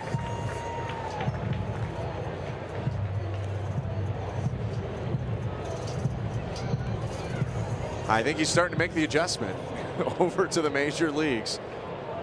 And John Schneider, I mean, again, really impressed with him, talking about him today. They've asked him to do a lot of different new things, and those things seem to be getting more comfortable for him now. That's going to be it for Justin Topa, with the left-handed hitting Dalton Varsho coming up. Southpaw Cody Funderburk about to come out of the Twins pen. At Target Field to make it a 1-run game. Cody Funderburk, big left-hander at 6'4", is in now, facing Dalton Varsho. Funderburk working in his 15th game of the season. Some walks have been an issue. He's walked 9 and struck out just 8 in his 11 2/3, but he'll get a lot of those sinkers, sweepers, cutters to the left-hander. Just in terms of run prevention, though, he's been one of the surer options for Derek Shelton with the ERA in the low 2s. ERA not always indicative for relievers, but they're still looking for, and Derek Shelton mentioned it again today when talking with him, they're still looking for guys to jump into some spots right now. Yeah, it's the walks that have raised his whip. The walks plus hits per innings pitch is up close to 1.5. 3-0. Called to strike. The walks have come, a lot of them, against left-handed batters too, which is the last thing you want as a manager when you're bringing in a lefty to face a lefty. Varsho on the ground to first base. Cody Clemens flips back to Funderburk, and that will do it for the inning. The Blue Jays get one back on Kazuma Okamoto's 8th homer of the season. It's 4-3, middle of the 6th. This is expected to grow over 2 million until the draw on May 13th. If you're a fan in Alberta, New Brunswick, Nova Scotia, or Ontario, get your tickets now at bluejays.com/5050. Dylan Cease to Ryan Jeffers, misses with a breaking ball.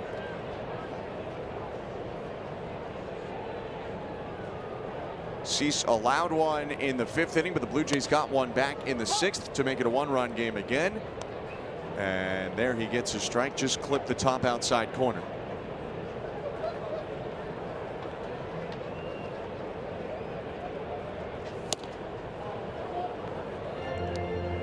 Last time Cease completed 6 innings was at Milwaukee on the 15th. He went 5 2/3 his last time out. Swing and a miss. Back to the bread and butter slider. Great location with that slider. Tough to do much with that pitch.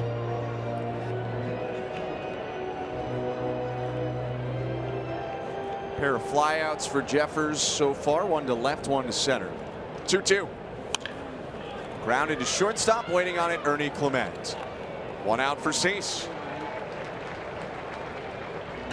Very nicely done. Good location with that slider. And Dylan Cease is the kind of guy, and John Schneider mentioned this today, he's good for 100 pitches. You know he is going to be out there.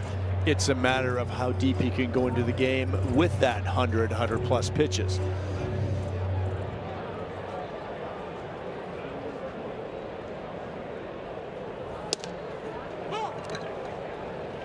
Yeah, durability, availability, one of his strengths. Cease is one of 4 pitchers to make 30 starts over each of the last 5 seasons.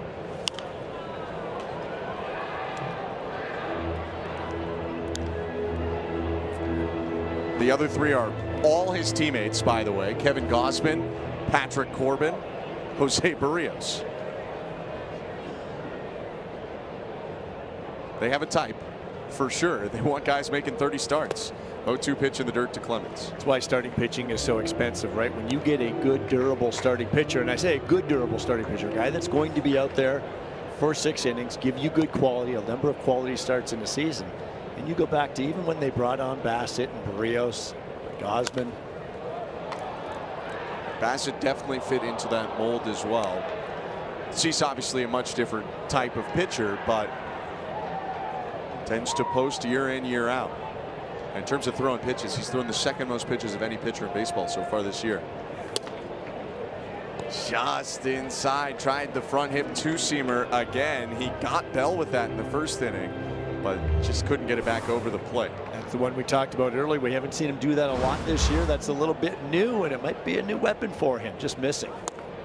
I had asked him about it a couple of weeks back. I'd seen him throw some sinkers to righties, but when I asked him about the sinker to the lefty, he smiled at me before he said anything, and he said, I love that pitch because it's high risk, high reward. You get it to the right spot, you punch him out. You get it to the wrong spot, it's right down the middle, and they're going to hit it a long way.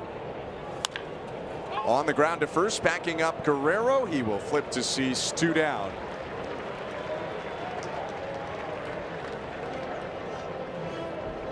Cease just told me high risk, high reward is kind of the way he likes to pitch. You know, he likes to live a little dangerously at times.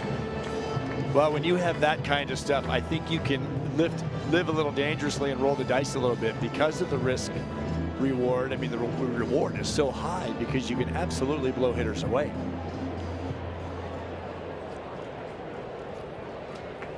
Luke Keyshaw up, 2 outs, space is empty. And the pitch called a strike.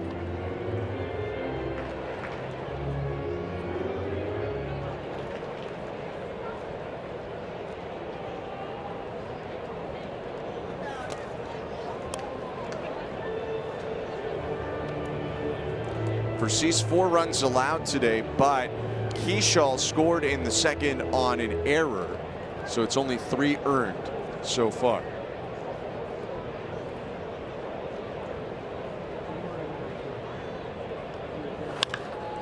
Keyshaw to right center field with authority, and that's down for a hit. Passing strong, going to the wall. Keyshaw thought about third base, but decided to go back to second.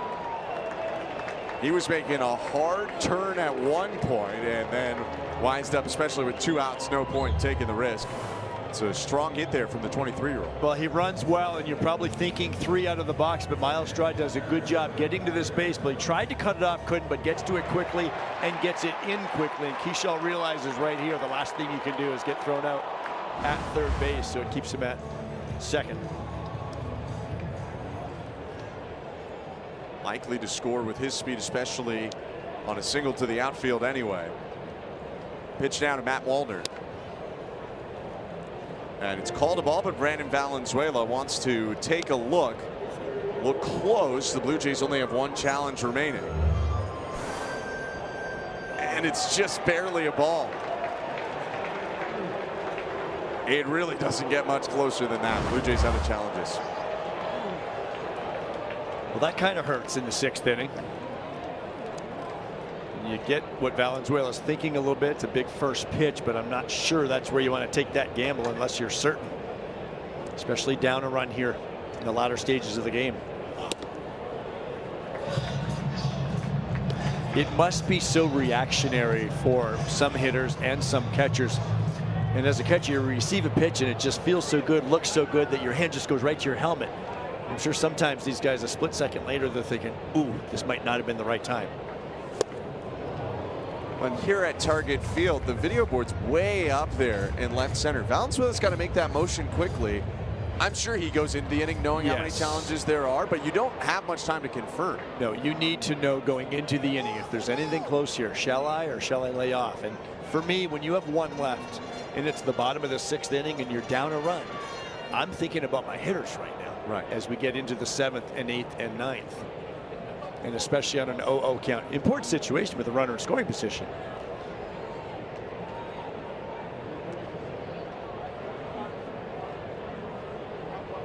Ceases 2-1. Called strike right there with a slider.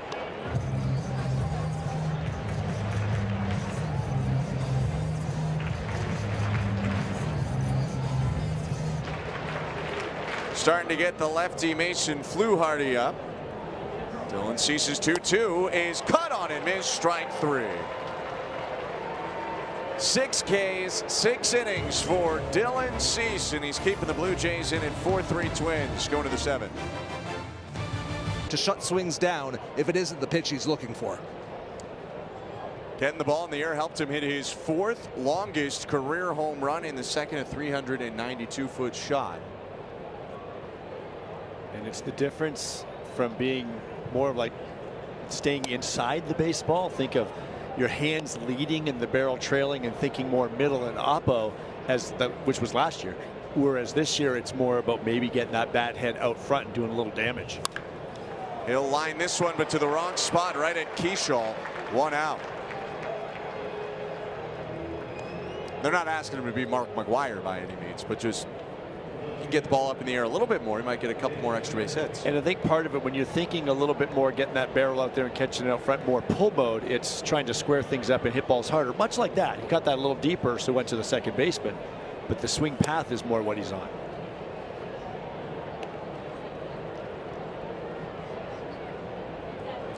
Davis Schneider's gotten to a couple of full counts today, but struck out looking once and swinging once. He's worked himself into a hitter's count at 2-0. Well, one thing he can do is draw a walk if Funderburk is fighting the zone, and the Blue Jays need a base runner desperately right now. Try to get somebody on and get them moving.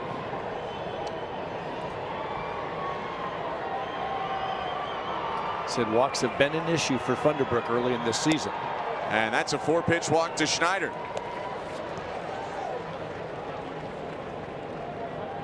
So the Blue Jays have the tying run on with 1 out in the 7th.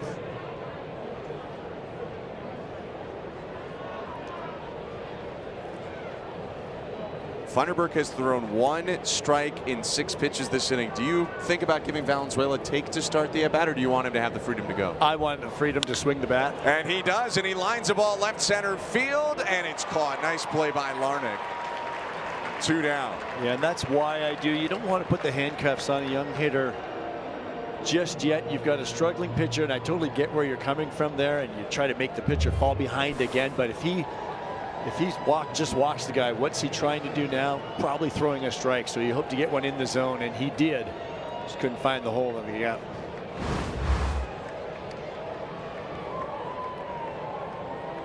Another left-on-left matchup for Jesus Sanchez. Thrust into it with Springer exiting the game early, and he'll take a strike.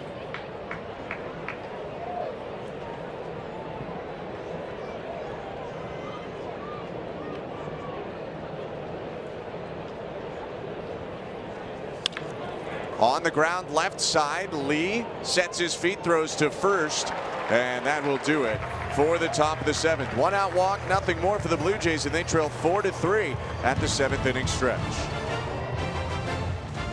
Of David Price and Kevin Gausman in terms of first 7 starts with the Blue Jays in a season. Gausman went on to lead the American League in strikeouts in the 2023 campaign, and he's got a chance to get some more. Back out for the 7th inning, and a swing and a miss by Lee. It's the first time as a Blue Jay that Dylan Cease pitches into the 7th.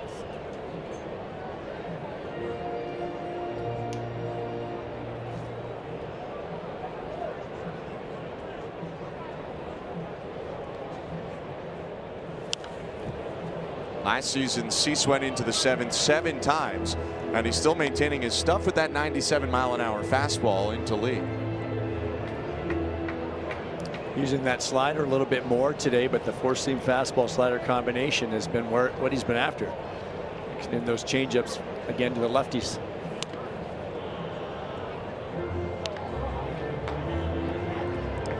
Action in both bullpens. Luis Garcia for the Twins, Mason Fluharty for the Blue Jays. Mason Fluharty was up a couple of times last night, and it was a little different situation because with Patrick Corbin on the mound, the lefty, he was up more so in case Derek Shelton went to his bench, but with all the lefties. But today, after that, you know, if he's up today, he's pitching, so he will be entering this ball game, just a matter who he's seeing.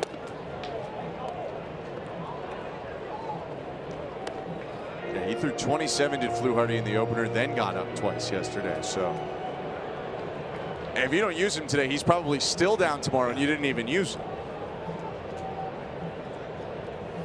Foul tip, strike 3, Cease with his 7th. 1 out. Another good fastball, getting lots of swings and misses on the fastball and the slider this afternoon. He's trying to come in, up and in. 97 miles an hour again on pitch. 103 for Dylan Cease. His pitch to Tristan Gray. Popped him up. Left side, Okamoto might need a little help with the sun. No, he's got it. And there are 2 down. Looked like for a moment he might have had trouble picking it up. Clement came over, but Okamoto made the play. And this will probably be his last batter. The lineup is turning over to Byron Buxton with the lefty Trevor Larnach on deck. 4th time for Buxton, as we noted earlier, when Byron Buxton sees a pitcher the 3rd time or later, he has had tremendous success.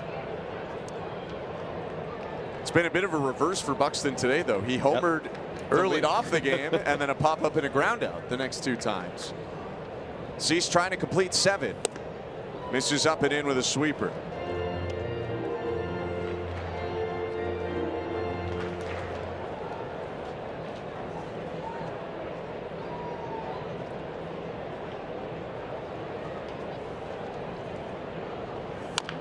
On the ground, back to the mound. Dylan Cease with an underhand flip to finish 7 for the first time in his Blue Jays career. Blue Jays will try to get back in this game down by 1 as we go to the 8th. Time now for an update with Brad Fay and Kevin Barker.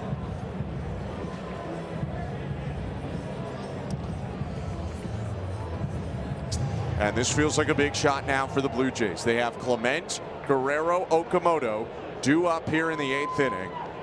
New Twins pitcher Luis Garcia. He was released by the Mets earlier. He is now a Minnesota Twin, and see a lot of the sinker and sweeper combination to the righties. That's the first pitch sweeper, just 8 games for Garcia this season.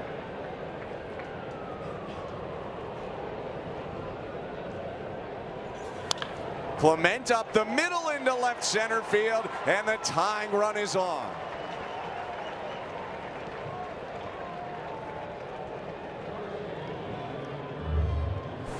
First hit of the day for Ernie, but he's just looking for a heater, and he pounds it right back up the middle with a big hole. Shortstop playing him over to pull. Lots of room on the left side.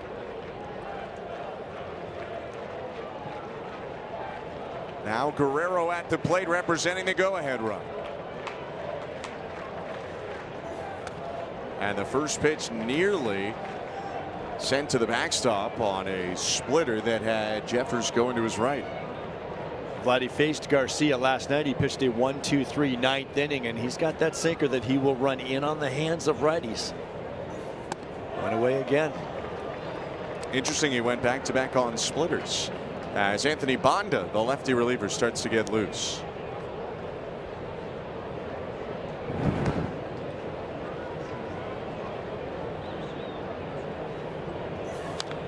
Vladdy loses his bat on a foul ball.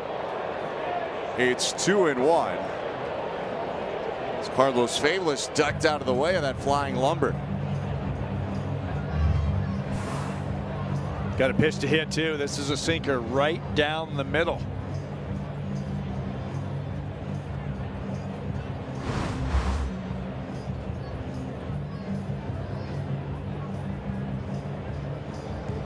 Blue Jays thinking about their pitching plans, and Minnesota's own Louis Varland could be the next guy they turn to.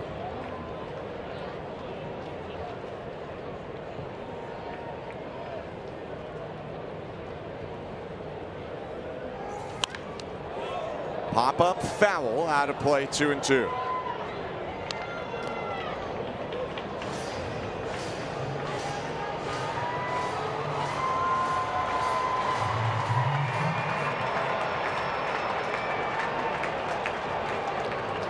One hit in the series so far for Guerrero. He faces a 2-2, and it's down and away, ball 3.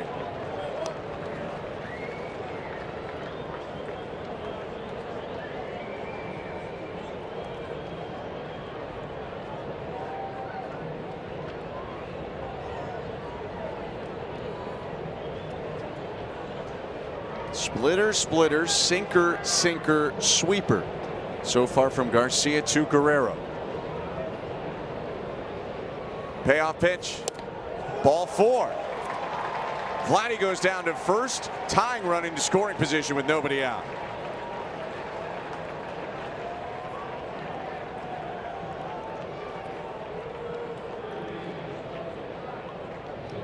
And if you're the Blue Jays, you probably have the right guy up right now. Kazuma Okamoto has homered 3 times in the last 2 days. The one today, he's most impressive as a major leaguer.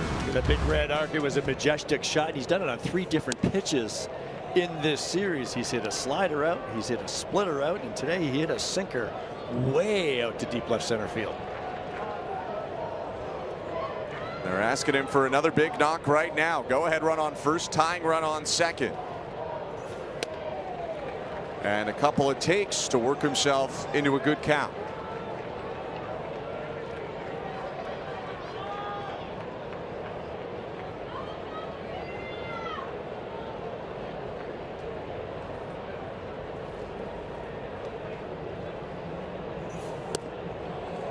Good pitch on the corner, a sweeper to make it 2-1. And that's a good take. No reason to take a hack at that pitch. That's a good slider down and away, catching the edge of the zone.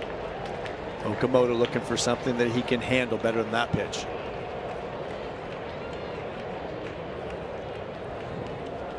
The 2-1. Swing and a miss, just missed the sinker at 97, 2-2. Something like that was what I was referring to, Ben. Big cut, 97 with some movement. Beat him.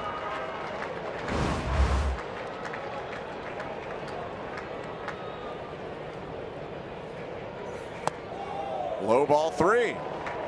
Lays off a splitter. Tense moments right now in Minneapolis. Twins have led most of the way.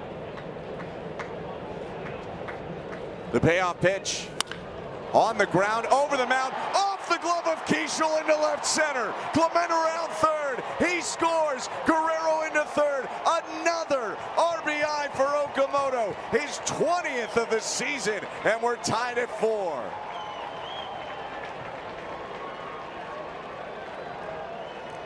Another great at-bat by Okamoto. Gets something that he can handle. He's got the pitcher on the ropes, but he doesn't try to do too much. It's not another majestic shot you're looking for right here.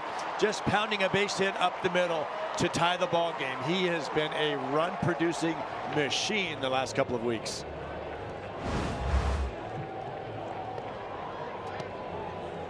The Blue Jays come back again, went down 1-0 early, went up 2-1, went down 3-2, then 4-2, and now it's 4-4, and they have a great opportunity as Pete Mackey, the pitching coach, is about to have his meeting ended. They have a great opportunity here to take the lead.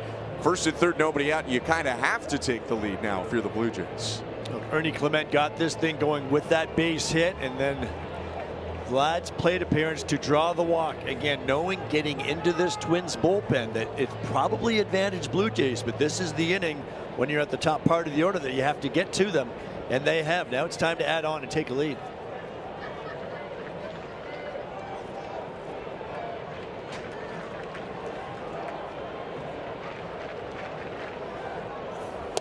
Lenyn Sosa takes strike 1. Sosa has driven in 1 today with a solo home run. Nobody out, so Vladdy will hold on a ball on the ground, but the infield is in, so they can turn 2. So he may take off, force the out at the plate to leave 2 runners on with just 1 out. This is where Carlos Fabulous will be in the ear of Vladdy to say what we're doing if a ball's hit on the ground. If you don't come home, it's a runner on third, 2 outs. If you do come, you give up that runner, but there's only 1 out with 2 on. Couple good takes from Sosa, who's often quite aggressive.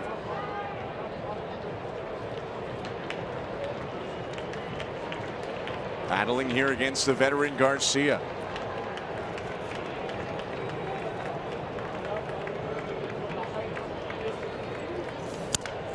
And he hits that one softly on the ground right side. It's going to be a base hit for Sosa, and Guerrero scores. 5-4 Blue Jays. You put it in play, and sometimes good things happen. Another run batted in for Sosa here this afternoon, and it does not have to be pretty. Just found a hole on the right side, and we have seen that in this series. Balls put in play and crazy things happen. Looked like he cued it off the end of the bat, and you see Vladdy, he's going all the way. If that's a ground ball to the first baseman, he gets thrown out. You take the out at home, you've got 2 runners on and 1 out, but the Blue Jays got the best desired result. All 4 Blue Jays reach to begin this 8th inning, and that'll do it for Luis Garcia. And still a chance to add on, to say the least, but he also can put pitches in play that most people can't, including pitches that almost hit the ground. And that is how the Blue Jays took the lead on the Sosa infield roller towards second base. That contactability, cueing it off the end of the bat, but that ball had eyes on the right side. He'll take it. The Blue Jays will take it. Only 4 base hits this year in all of baseball have come off pitches lower than that one. Sosa on first, Okamoto on second, in a left-on-left matchup for Varsho with Anthony Banda. Tap back to the hill through Banda, and everyone is safe. We have seen some crazy balls put in play in this series that have resulted in good things for offensive clubs. This ball just right through the wickets of Banda. Looked like he pulled the glove up a little early.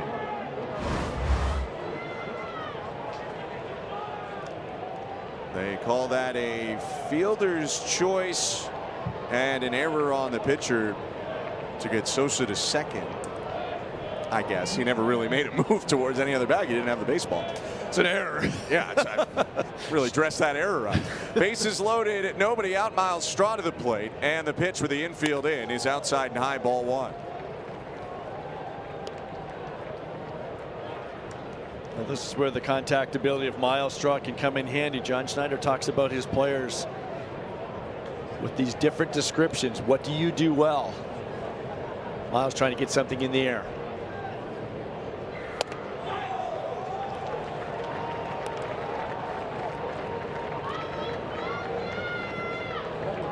Banda's got to go after him now. There's nowhere to put him.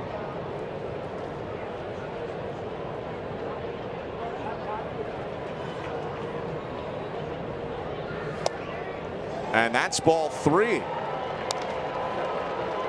See the frustration from Banda, snapping that ball back from his catcher. Fighting the zone a little bit here. Miles take it all the way. Bases loaded. The 3-0 will bring in another run. 4-pitch walk. It's 6 for Blue Jays.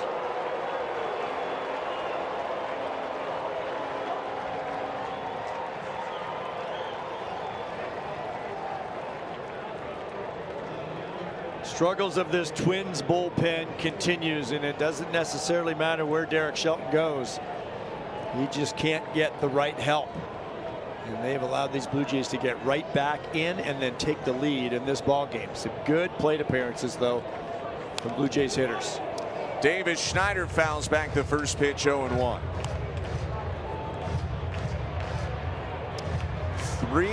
2 walks this inning, 3 hits, and 1 error. All 6 Blue Jays batters have reached thus far.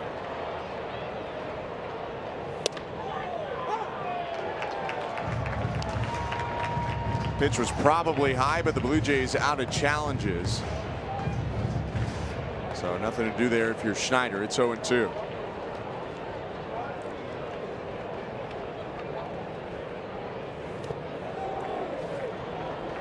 Sosa on third base, Varsho on second, and Straw on first. Sosa took an aggressive step after seeing that pitch in the dirt. He'll be ready in case Banda spikes something. Got to be very smart as a base runner in this situation. You've now taken a 2-run lead. You've got them on the ropes. Allow your hitter to go to work. David Schneider needs to snap out of this thing. Schneider through the left side. Sosa scores. Varsho gets the wave. He's going to come in to score. The throw cut off, and up with his first hit since the 14th of April. A big one to make it 8-4. Take that big load off your shoulder, David Schneider. That's a big hit at the right time, and let's hope that can help Schneider get going offensively. Adding to this lead. He's got the pitcher on the ropes. It's a fastball at the top of the zone, and he crushed it into left field. He didn't show it, but I imagine that's got to feel incredible for Davis Schneider, who snaps it 0 for 27 as now Valenzuela goes high in the air, left center field, and gone!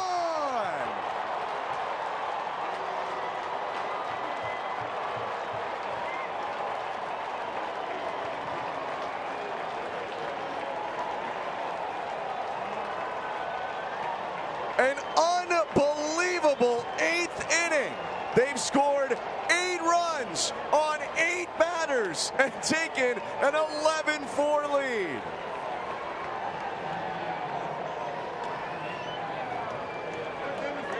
This was a 4-3 ball game entering the top of the 8th inning. And the Blue Jays have just continued to parade hitters out there one after another. Now Sanchez out to right field. Wallner makes the catch. And the Twins have their first out of this inning as Brandon Valenzuela wears the jacket for the 3rd time. Brandon got a slider down and in, coming into him. I thought he hit it well. I wasn't sure if he got enough to get it out. And it's into the Blue Jays bullpen. Heck yeah, that feels good. This match is their highest scoring inning of the season, tied with the 8-run first they had in Arizona. Clements with a pop-up foul, and it's 0-1. Ernie led off this inning with a single.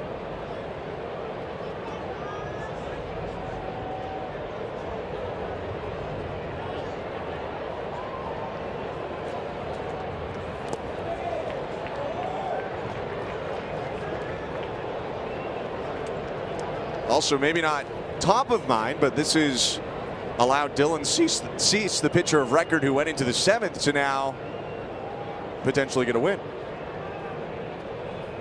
Always good to see 7 innings from Dylan Cease, and he has to feel pretty good about that too. That's something he's been really working toward, going deeper in ball games, and any manager, pitching coach will tell you pitchers take a lot of pride in that, going deep in the ball games, trying to keep the bullpen as well rested as possible, especially when you're in a busy stretch like this with consecutive games.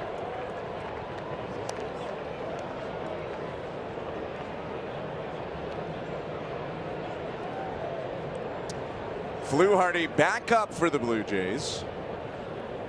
Harland was up earlier, and Clement out to center, but he got under it. Catch made by Buxton, 2 outs.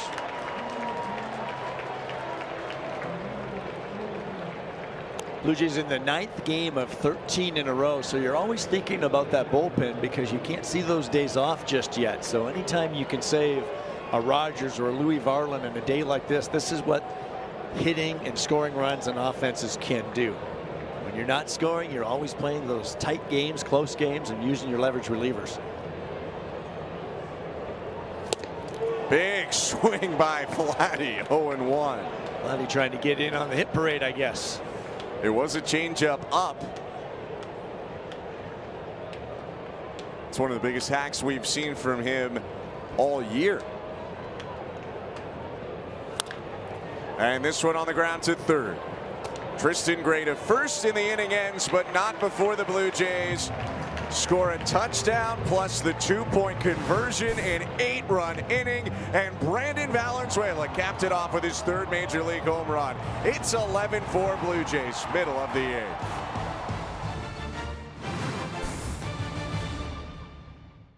8th. Blue Jays with an 8-run 8th, and they're up 11-4 One of the wildest half innings of the season thus far. And now Mason Fluharty will take over here. He had heated up a bunch over the last 2 days, and they get him in now. And Mason did pitch on Thursday. He came in. It was a bit of a miserable inning. He just recorded 1 out. He had that pop up in the infield. It was miscommunicated. Bit of a tough play here. Guerrero with the overhand throw, and Fluharty stays with it, making the catch and getting to the bag. Fluharty entering ends the day of Dylan Cease, who went 7 innings for the first time in a Blue Jay uniform. Early runs, 3 in the first 2 innings, and then he hung tough the rest of the way. Well, once again, over 100 pitches, and as we said, he is going to give you 100+ pitches. It's just a matter of how far he can go. And that longest outing of the season, it's important to him. It's important to those 2 guys. It's important to the Blue Jays bullpen. So going 7 innings, big plus for Cease, especially the way a couple of those runs scored earlier. Yeah, there was an error involved as Josh Bell takes a strike. And in terms of pitches thrown, Dylan Cease has now thrown the most pitches in Major League Baseball this season, exactly tied with Taj Bradley. They've both thrown 708. 0-1 is fouled into the front fence of the Blue Jay dugout, 0-2. Jimenez giving it a little bit to Josh Bell. Josh Bell would have played in Cleveland at a time with Andres Jimenez. Well, these Blue Jays with 7 runs on 11 hits yesterday and 11 runs on 9 hits today. And how about the home runs as well? 4 homers today. 0-2. And that was fouled off the glove of Valenzuela. Potential Major League debut for John Klein coming up. He was called up today with Cole Sands going to the injured list. He's from about 20 minutes away from here too, so that would be pretty cool for Klein. Bell hits it back foul.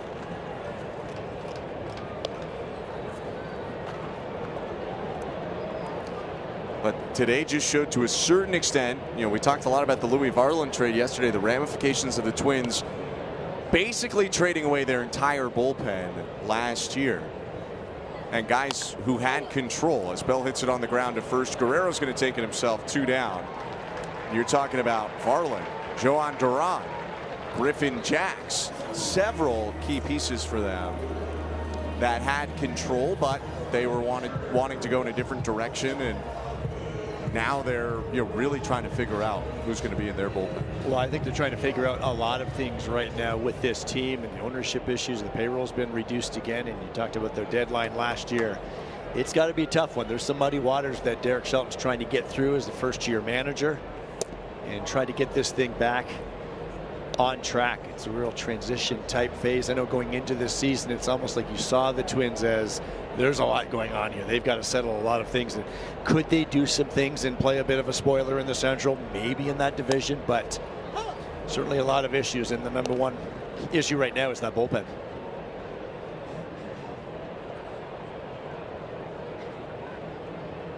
When you don't have a closer and you're fighting for whoever can pitch well to pitch in leverage, and you're trying to create the matchups that look the best, and you're just it's a lot of searching, and I think that's what they're going through right now. Blue Jays scored 2 runs off Connor Prelip in 5 innings. They've scored 9 runs in the 3 innings since.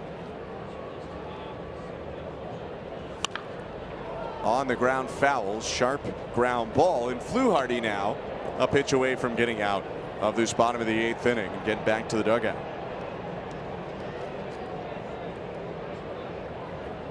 Good to see George Springer hanging around in the dugout. He exited this game early after he was hit in the toe by a pitch.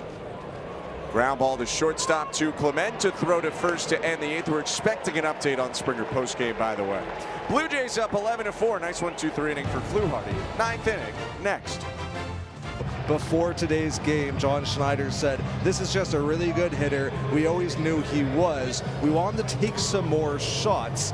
We know that he can put the ball in play." And I think that over the course of the season, there will be more and more of that as he gets used to pitchers and pitch shapes. But he can control the zone and get in good counts. It's not like I want you to be Joey Gallo, but I think he could be a bit better at taking his shots.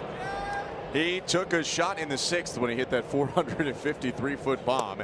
And now he'll take a first pitch strike from a pitcher in his major league debut. John Klein is on the hill for the Twins. Brooklyn Park, Minnesota native. 0-1. Okamoto pops it up foul, 0-2. It's a nice soft landing spot to get a kid his major league debut in AAA this year. The ERA was up around 7.5, but Derek Shelton can use him as a long man out of his bullpen now for a little while. That will help because you get in games like this, you don't want to be burning through every arm. Up and in there with a fastball at 96. He's also got a curve cutter and splitter. Pretty cool story for him. He was undrafted in a 20-round draft in 2022, but signed with his hometown team out of Iowa Central Community College. Now he gets Okamoto on the ground to third. Gray's got to hurry, throws across to first, and the call is out. See if the Blue Jays want to take a look. Okamoto is slowly walking beside the bag. It seems like he thinks he might have been safe.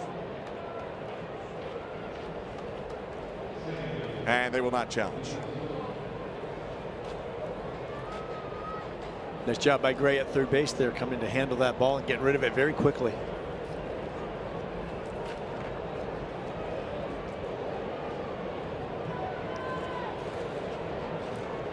John Klein to Lenine Sosa. And the pitch hit in the air, foul, first base side. Cody Clemens over to the sidewall, and it's out of play. Lenine does not see a lot of pitches that he doesn't like. No. I've noticed. He is hacking. No, he'd never be accused of being Kevin Youkilis or Joey Votto. But it has helped the Blue Jays today, especially that ground ball he put in play in the 8th. It's not conventional. He didn't hit it all that hard. Sure, most guys would have taken it. But at the end of the day, it gave the Blue Jays the lead, and it was a hit for him. And it helped them get this big lead, and now they're starting to get Spencer Miles loose for the 9th.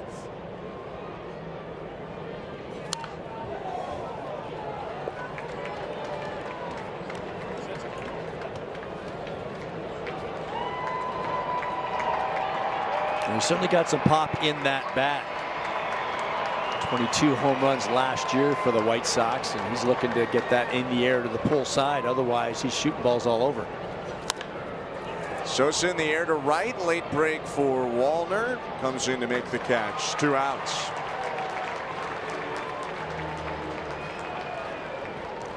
John Klein, despite finding out late last night that he would be called up to the big leagues, has about 30-40 people here because he's quite literally about 20 minutes drive away, plus the AAA team's in St. Paul, so you're not that far at any time. I mean, is that any good? You're pitching on a big league mound at home.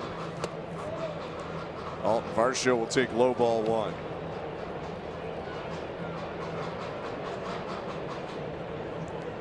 Varsho, a Wisconsin native, has some people here as well. Maybe not a section of 40. But a little bit closer to his home, being here in Minnesota. Today's starting pitcher Connor Prelip for the Twins was a Wisconsin native as well. Have to ask Varsho if he's heard of him. He knows him now. He does, and he doubled off of his fellow Wisconsin native. Klein's 2-1. Is lifted by Varsho, foul, third base side. Gray back, makes the catch on the run. And John Klein starts his major league career with a 1-2-3 inning. On to the bottom of the 9th we go as the Blue Jays lead it by 7 in Minnesota. The game, you get up, you get going. What, are we sleeping here tonight? Holy cow, that's an early one. Into the game for the Blue Jays is Spencer Miles, their Rule 5 pickup, who continues to solidify his spot with the team as his rookie season goes on. The numbers continue to be impressive, but the pitches continue to be impressive too for that reason, and it's some pretty electric stuff. Sinker and four-seamer. He's in the mid-90s with it, 96, 97 at times. And he's got the 2 breaking balls, the slider and the curveball. He's fun to watch. He really is a go-after-him kind of guy. Pitching in lower leverage here, but this is as a Rule 5 pick. You get these opportunities, and he's really impressed early on. and well documented, because of injuries, he did not play a ton of pro ball before this year. He told me he is pretty comfortable at this point with the routine, with kind of the schedule of being a big leaguer, the travel. Cody Clemens lines one to center, backing up Varsho, 1 out. Because unfortunately, due to injuries, Miles, even at the minor league level, was not as used to taking the buses around on road trips. He had limited experience at the minor leagues, but spent a lot of his career injured. And not only healthy, but pitching in the big leagues right now. He's got a great opportunity, and he earned it. He pitched very well in spring training. I think he opened a lot of eyes. And it's also probably what they feel that they can continue to help him develop.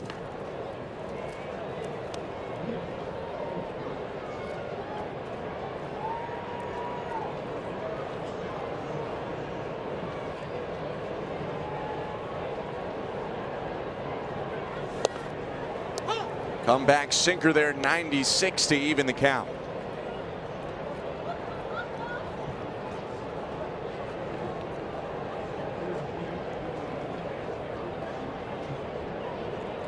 The 1-1 on the ground, foul. There's a lot of room there for Keishel if he wants to slip one in between Guerrero and the bag. It's 1-2. It's another good sinker there at 95, and Keishel just a little bit tardy on it.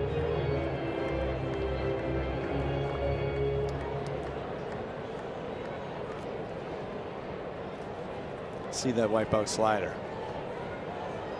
1-2. Bounced the slider, was going for it. 2 balls and 2 strikes.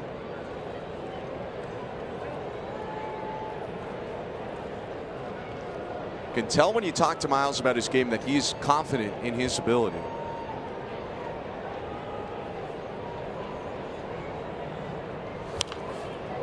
Not overconfident, but he is, despite coming into this year not having a lot of evidence against professional hitters, he has seen it now and seems to be continuing to grow with more confidence in his ability to get guys out. And I think it takes the reps, right? He's got to a point now where he's pitching enough games that he feels like he certainly belongs and can pitch at this level, and the stuff shows it.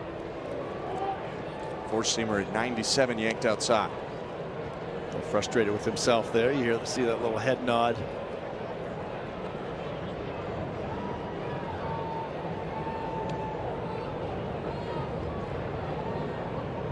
Payoff pitch is hooked out to left field towards the line and foul.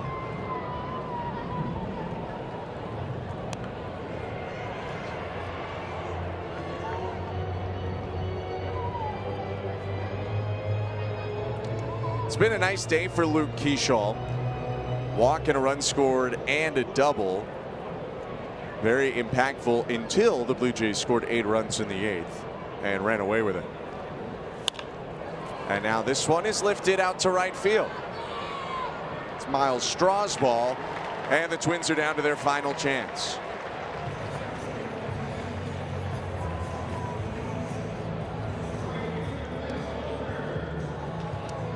Blue Jays dropped the opener of this series, but a big offensive night last night, a big offensive day today, and provided nothing crazy. They'll have an opportunity tomorrow with Trey Savage on the hill to think about taking this 4-game series. Swing and a miss by Walner. That's why this comeback is so critical. You've got a chance to win yet another series. It's not easy to win 4-game series, but you got the right guy on the mound tomorrow. Especially a 4-gamer on the road. Right. Well, you catch a team at the right time. Obviously, the Twins have been struggling coming into this. Blue Jays had won a few series, but then Bailey Ober, there was a pretty darn good ball game here Thursday night, and you dropped the first game. So now you're talking about maybe a split would be fine here in Minneapolis, but go for a series win hopefully tomorrow. Twins down to their final strike.